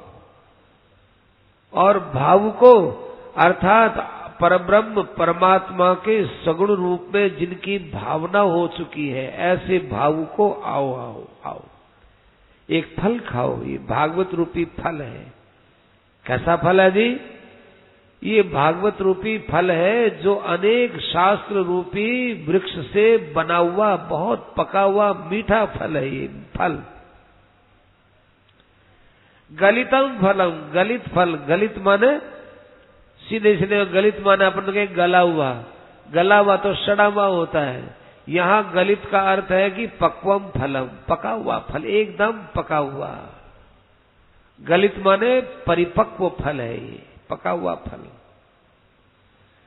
अच्छा साहब, ये जो फल है ये पका हुआ है और मीठा है, इसकी पहचान क्या कि शुकमुखात, माने जो मीठा फल होता है उसको तोता काटता है, तोता उसी को ही काटता है जो बहुत मीठा फल होता है। सुखमुखाद अमृता द्रव संयुतम, तो ये भागवत है, इसको सुखदेव जी ने कहा है। अब देखो, सुखदेव नाम यहाँ तोता और सुखदेव दोनों एक है। यहाँ तोता वही पुराना वही तोता चला आ रहा है, सुखदेव जी का रूप। तो वो तोता जो बैकुंठ में था, जो शिवलोक में था, और जो व्यास जी के यहाँ आकर के माता के पेट में आकर के और मानव जाति का उद्धार करने के लिए एक केवल बाहर से मानव बना हुआ, वो यहाँ वास्तव में तोता का तोता ही है। उसने भागवत को स्वीकार किया है। स्वीकार करने के कारण से उसने जब इस भागवत को टॉन्च लगा दी, उसने अपने मुख में भागवत को ले लिया। इसका मतलब ये पका हुआ फल है। देखो, भागवत का जिस समय में सुखदेव जी ने कथन किया था ना, उस समय में कई वक्ता लोग बैठे हुए थे वहां। हमारे मैत्रेय जी बैठे हुए थे, ये भी भागवत बोलने वाले। नारद जी बैठे हुए, ये भी भागवत बोलने वाले। और भी कई भागवत के वक्ता थे सुखदेव जी के सामने, पर किसी ने भी सुखदेव जी की वाणी में कुछ भी कमी नहीं देखी। किसी ने कोई बीच में अलग ढंग से कोई ज्ञान नहीं लगाया, कोई उन्होंने पूछा नहीं, बस वो सुनते हैं बराबर। और परीक्षित जी कई कई प्रश्न कर लेते हैं, सुखदेव जी महाराज बोलते रहते हैं। तो सुख मुखाद और अमृता द्रव संयुतम, ये अमृत के रस से भरा हुआ है भागवत, रस से भरा हुआ। ऐसा रसीला ग्रंथ है कि इसमें कोई चीज फेंकने लायक है ही नहीं। हमारे बहुत से लोग तो भागवत में कुछ ऐसे अंश आते हैं जिनको यूं ही पार कर जाते हैं। क्या भाई ये स्तुति भाग है, स्तुति क्या कहना, भगवान की स्तुति हो गई, उन्होंने स्तुति की, चलो आगे। अरे भागवत में जो स्तुति प्रकरण है ये तो खास भागवत की जान है, भागवत का प्राण है। देखो कैसा स्तुति की, अब आगे चलो। अब यहाँ सत्संग हुआ, अब आगे चलो। रघुगण का और ये जो है जड़ भरत जी का सत्संग हुआ, खूब बातें चली, अब आगे चलो। अरे क्या बातें चली, कितनी गहरी बातें हैं। यहाँ सत्संग की बहुत बैठकें होती है भागवत में। हर बैठक में ऐसी नई नई बात आती है। एक ही सत्संग नहीं, बाहरी रूप तो एक दिखता हुआ भी कहीं कहीं नया नयापन आएगा ही। तो इस भागवत के अंदर जो रस है, उस रस के अंदर कोई भी चीज बाहर फेंकने लायक नहीं है। जैसे आम की गुठली है वो बाहर फेंकने लायक है, आम का छिलका है वो बाहर फेंकने लायक है, और कई आम सीधा ही गिर गया और उसका डंठल है तो कि वो भी फेंकने लायक है। डंठल के साथ कोई वृक्ष का पत्ता आ गया तो कि वो भी फेंकने लायक है। केवल रस ही, आम का हम केवल रस ही लेते हैं, बाकी सब चीज फेंकने लायक होती है। परंतु भागवत तो अमृता द्रव संयुतम, केवल रस ही रस है, इसमें कुछ भी कठोरता नहीं है। और एक बात है कि रस में जितना मीठापन होता है वो आम के छिलके में इतना मीठापन नहीं है। आम के छिलके को भी आप पीस लो, कर लो और अमरस के साथ मिला लो, खट्टा हो जाएगा अमरस। और गुठली को यदि करो तो कठोरता आ जाएगी। कटुता और कठोरता, इनको अलग करके रस लिया जाता है। लेकिन भागवत में न कटुता मिलेगी और न भागवत में कोई कठोरता मिलेगी। ऐसे प्यार से सुखदेव जी ने ये भागवत की बात कही, ऐसे प्यार से कि भागवत जैसा भागवत ही है, बहुत प्यार से बताया है। सुखदेव जी ने तो कई बार परीक्षित को बेटा कहा, बेटा बेटा परीक्षित। क्यों कहा कि ये सृष्टि दो प्रकार से होती है। एक सृष्टि होती है शरीरज सृष्टि, शरीर से पैदा होने वाली, माँ बाप से पैदा होने वाली, और एक सृष्टि होती है गुरु से पैदा होने वाली। गुरु से क्या कि गुरु का जो शब्द है उस शब्द का प्रभाव पड़ता है, उस शब्द का प्रभाव ऐसा पड़ता है कि उस व्यक्ति के शरीर पर उसकी झलक देखी जा सकती है। अनजान आदमी बता देगा कि अमुक आदमी अमुक के पास में रहा हुआ है, ये आदमी अमुक के पास रहा हुआ, अनजान आदमी बता देगा, अनजान आदमी, क्योंकि वो गुरु के शब्दों का असर पड़ता है। कई प्रकार की दीक्षाएं होती है, दार्ष्टी दीक्षा होती है, स्मारती दीक्षा होती है, स्पार्शी दीक्षा होती है, मानसी दीक्षा होती है, कई दीक्षाएं होती है। जहां संत महापुरुष प्रत्यक्ष में ज्ञान देते हैं, उस ज्ञान को शिष्य जिस प्रकार से स्वीकार करता चला जाता है, वो एक नई सृष्टि में आया है, वो शब्द सृष्टि में, तो उस महात्मा का पुत्र हो गया, शिष्य हो गया, सिर्फ बनाने की जरूरत नहीं है, वो शिष्य हो गया। एक महात्मा जी से पूछा कि महाराज आपके गुरु का नाम? कहते हमारे वो गुरु हैं जो हमसे ज्यादा जानते हैं। कि महाराज आपके शिष्य का नाम? कि हमारे शिष्य वो हैं जो हमसे कम जानते हैं। तो कहा हम तो आपसे कम जानते हैं, लेकिन हम तो आपको गुरु नहीं बनाते कि फूटे तुम्हारे, मैं क्या करूं? मैं तो तुम्हारा गुरु हूं, चाहे तुम मानो चाहे मत मानो। विनोद भी बोले जो मुझसे ज्यादा जानते वो मेरे गुरु, जो मुझसे कम जानते वो मेरे चेला। संतों की एक सृष्टि है ये। देखो निषाद राज के पास में जब भरत जी महाराज की सेना और माताएं जब पहुंची है, तो निषाद को देखते ही वहां लोगों ने निषाद राज को लक्ष्मण जैसा समझा गया। रे लक्ष्मण की शक्ल आ रही है इसमें, लक्ष्मण की शक्ल आ रही है। तो निषाद राज को अब भरत जी ने भी छाती से लगाया लक्ष्मण जैसा समझ करके। माताओं ने कहा रे निषाद को देखकर लक्ष्मण की याद आती है। क्यों भाई लक्ष्मण की याद क्यों आई? कि राम जी महाराज और सीता जी सो रहे थे, उनका पहरा दे रहे थे लक्ष्मण जी और निषाद राज।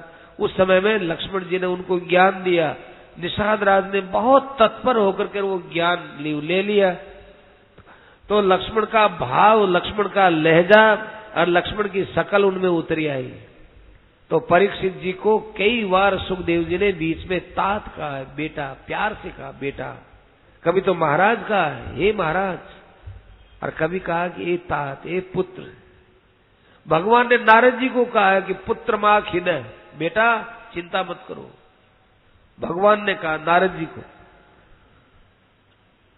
तो क्या है भाई, यह एक शब्द की सृष्टि है। शब्द सृष्टि में गुरु होता है वो पितृतुल्य होता है, शिष्य होता है वो पुत्र तुल्य होता है। ऐसा ये भागवत सरस संवाद है। तो मुहु रहो रसिकौ रसिका भुवि भावुका, ये रस है, ये आलयम पीवता है। आलयम, आलयम माने कहते हैं मोक्ष पर्यंत। मोक्ष पर्यंत नहीं, परमात्मा में लीन हो जाओ, भक्ति में डूब जाओ, तब तक इसको पीते रहो। भागवत ऐसा नहीं कि आज भागवत की कथा होगी, भागवत को रख दिया, भागवत सुन ली अब रख दिया, ऐसा नहीं। आलयम पीबत है, लय पर्यंत पियो इसको, लय पर्यंत, अर्थात जब तक हमारा चित्त भगवान में लीन न हो जाए। संतों ने बताया कि कैसे लीन होता है वो, कि जैसे मिश्री है वो पानी में लीन हो जाती है, घुल जाती है, ऐसे ही हमारा मन भगवान में लीन हो जाए। अब भगवान में लीन हो जाए, ये भक्ति में ही हो सकता है। ये मैया सक्त मना पार्थ है, योगम युंजन मदाश्रय है, और मैया वेशित चेतसाम, अलग अलग पद दिए गीता में भगवान ने, उनका भी स्वारस्य है। तो माने ये मन है, ये मिश्री के समान, जैसे मिश्री पानी में रख दी, फिर वो पानी के अंदर कैसे घुल मिल जाती है, अपने आप ही वो मिश्री, इतनी बड़ी मिश्री होते होते होते होते होते एकदम गलगला करके पानी और मिश्री एक हो जाती है। ऐसे आलयम पिबत, जब तक हम भगवान में अपने आप को लीन न कर दे तब तक इसको पीते रहे पीते रहे पीते रहे। मुँह रहो, बार बार पीते रहो, क्योंकि इसका कोई अनंत नहीं, अंत नहीं है। हरि अनंत, हरि कथा अनंता। कहते हैं नैमिषारण्य के अंदर ये लोगों के कल्याण के लिए और जो है सत्रम स्वर्गाय लोकाय। देखो, स्वर्ग की प्राप्ति के लिए यज्ञ नहीं कर रहे थे हमारे शौनकादि ऋषि, ये स्वर्गाय लोकाय।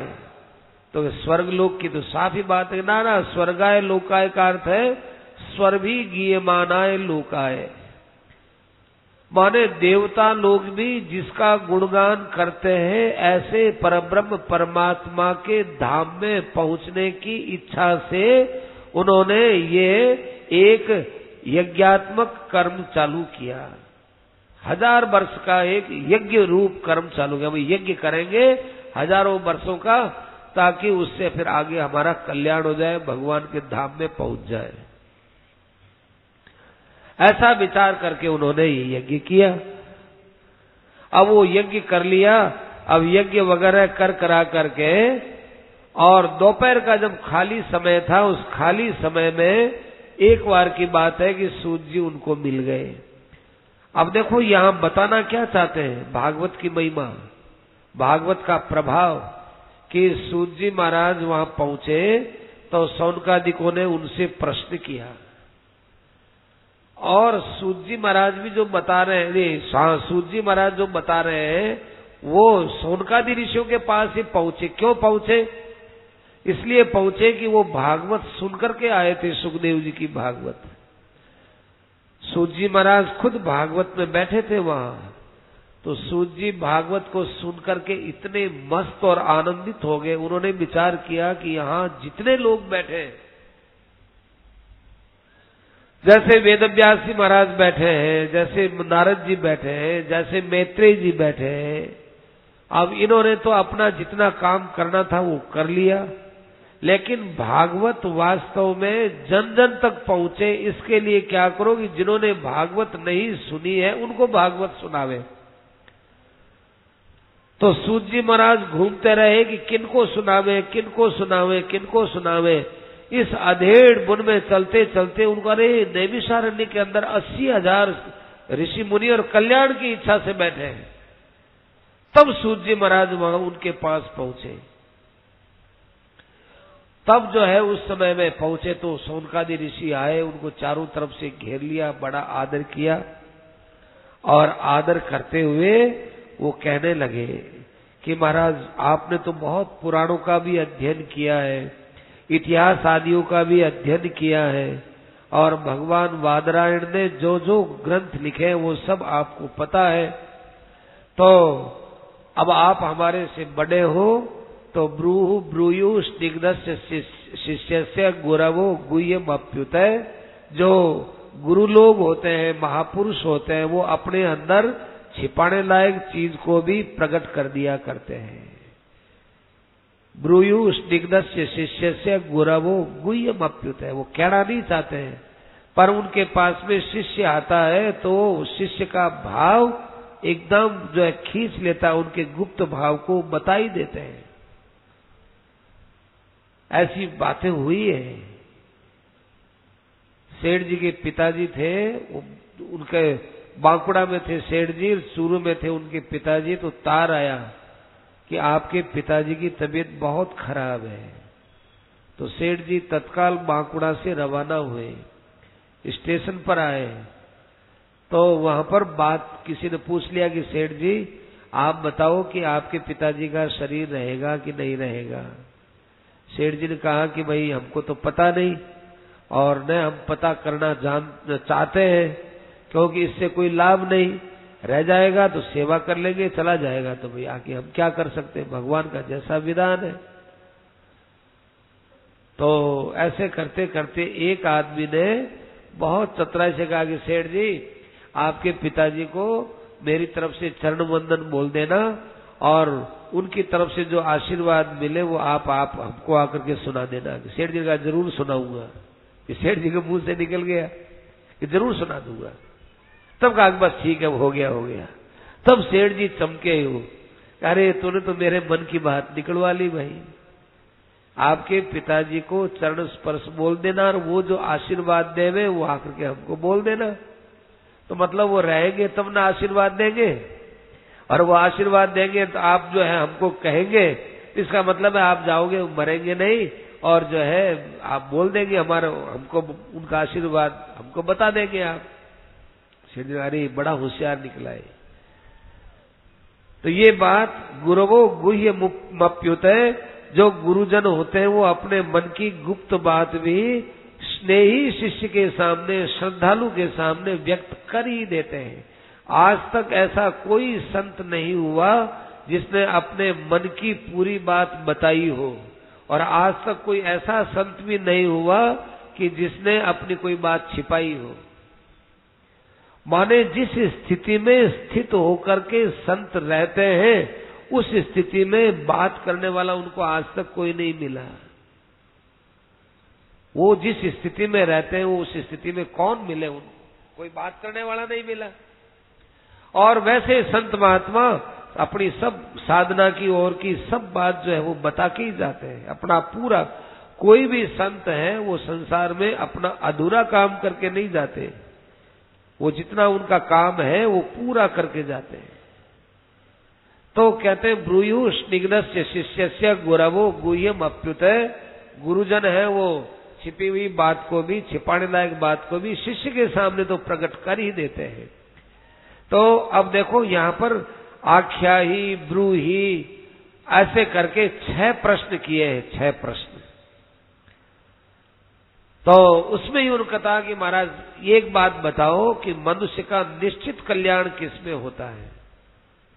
निश्चित कल्याण, निश्चित ही कल्याण होगा, ये काम कर लो सब कल्याण होगा ही होगा। एक तो ये बात बताओ, और कलयुग का समय देखते हुए बताना महाराज। मंदमति वाले हैं हम लोग और तरह तरह के उपद्रव आ जाते हैं। आज क्या हो गया, कल क्या हो गया, संसार की घटनाएं आकस्मिक इस ढंग की घट जाती है। आदमी सोचता क्या, अचानक उसको किधर का किधर ही, कुछ भी किधर ही उसको प्रवृत्त होना पड़ता है। ऐसी स्थिति में महाराज उसके कल्याण में बाधा न पड़े, ऐसी बात बताओ। और एक बात बताओ महाराज कि भगवान वसुदेव और देवकी के यहाँ जन्म लिए तो उनके खास वहां पर जन्म लेने का कारण क्या था। भगवान तो संसार के कल्याण के लिए ही आते हैं, और उनका कोई नाम ले लेता है विवशता से भी तो उसका कल्याण होता है, इसीलिए भगवान आते हैं, ये हम जानते हैं। परंतु फिर भी महाराज उनकी कथाओं को आप कहो। उस भगवान देवकी के यहाँ, वसुदेव के यहाँ जिस भाव से आए थे उस भाव की कथा को आप हमें जो है विस्तार से कहो। क्योंकि अंतःकरण की शुद्धि बिना भगवान के चरित्र को सुने हुए होती नहीं है। क्योंकि जितना भी किसी का भी चरित्र होता है वो जो है अंग और उपांग से परिपूर्ण नहीं होता है, कहीं न कहीं कमी आती है। लेकिन एक भगवान ही ऐसे हैं जिनके चरित्र में कहीं कोई कमी नहीं आती। जन्म से लेकर के लीला समेटने तक भगवान की लीलाओं में कहीं पर कोई कमी नहीं आती। संत भी होते हैं भाई, संत तो साधना के बाद होते हैं ना। साधना से पहले उन संतों का जीवन तो हम लोगों जैसा ही होता है। संत कोई ऐसे थोड़े ही है कि जो पहले से ही सिद्ध हो के आते हैं, और जो पहले से ही हो के आते हैं वो तो कारक पुरुष कहलाते हैं। उनका एक अलग ही स्वरूप, अलग ही दुनिया, अलग ही काम, अलग ही व्यवहार, वो एक अलग पुरुष होते हैं। परंतु जो संत महात्मा हमारे अंदर से पैदा होने वाले, हमारे अंदर में ही रहने वाले और फिर हमारे अंदर में एक महान बन जाया करते हैं, उनका भी भगवान की तरफ चलते हैं तब का जीवन, उससे पहले का जीवन, इसमें एक रूपता नहीं रहती। लेकिन भगवान का तो ऐसा चरित्र होता है कि जो जन्म लेवे तब से लेकर के और लीला समेटे तब तक की लीलाओं में वैसी की वैसी दिव्यता बनी रहती है। इसलिए भगवान के लीला कथा को आप विस्तार से कहो, क्योंकि उसको सुनते सुनते तृप्ति नहीं होती, और सुने। क्यों? भगवान की कथा अनंत है, इसलिए महाराज। और प्रत्येक पद में एक नया नया स्वाद आता है। भगवान की कथा सुनते नया नया स्वाद आता है, नया नया आनंद आता है। इसलिए आप उनकी अतिमर्त्य लीलाओं को हमको जरूर सुनाइए। हर कोई मनुष्य वैसी लीला कर नहीं सकता है, ऐसी लीलाओं को आप हमें सुनाइए। और महाराज दूसरी बात यह है कि ये कलयुग आ रहा है, और बड़े जो है जोर शोर से आ रहा है, और गाजे बाजे के साथ आ रहा है, डंके की चोट आ रहा है। कर लो कोई मुकाबला, देखे ऐसा हल्ला करते हुए कलयुग आ रहा है। इस कलयुग के अंदर महाराज हम लोग तो यहाँ ये जो है यज्ञ करके कलयुग से बच करके भगवान की तरफ चलना चाहते हैं, ये हमने उद्देश्य बनाया है। इसी बीच में आप आ गए तो महाराज अब हम सोचते हैं कि हमारा समय भगवान में, पूरा का पूरा समय भगवान में लगे। इसके लिए हमें क्या करना चाहिए? आप ही हमको ये मार्ग दिखा सकते हो। आप हमारे कर्णधार हो। संसार रूपी सागर में हम लोग उलझ गए, तो हमको आप अपने कृपा के नौका में बैठाकर संसार से पार कर दो, आपकी बड़ी कृपा होगी।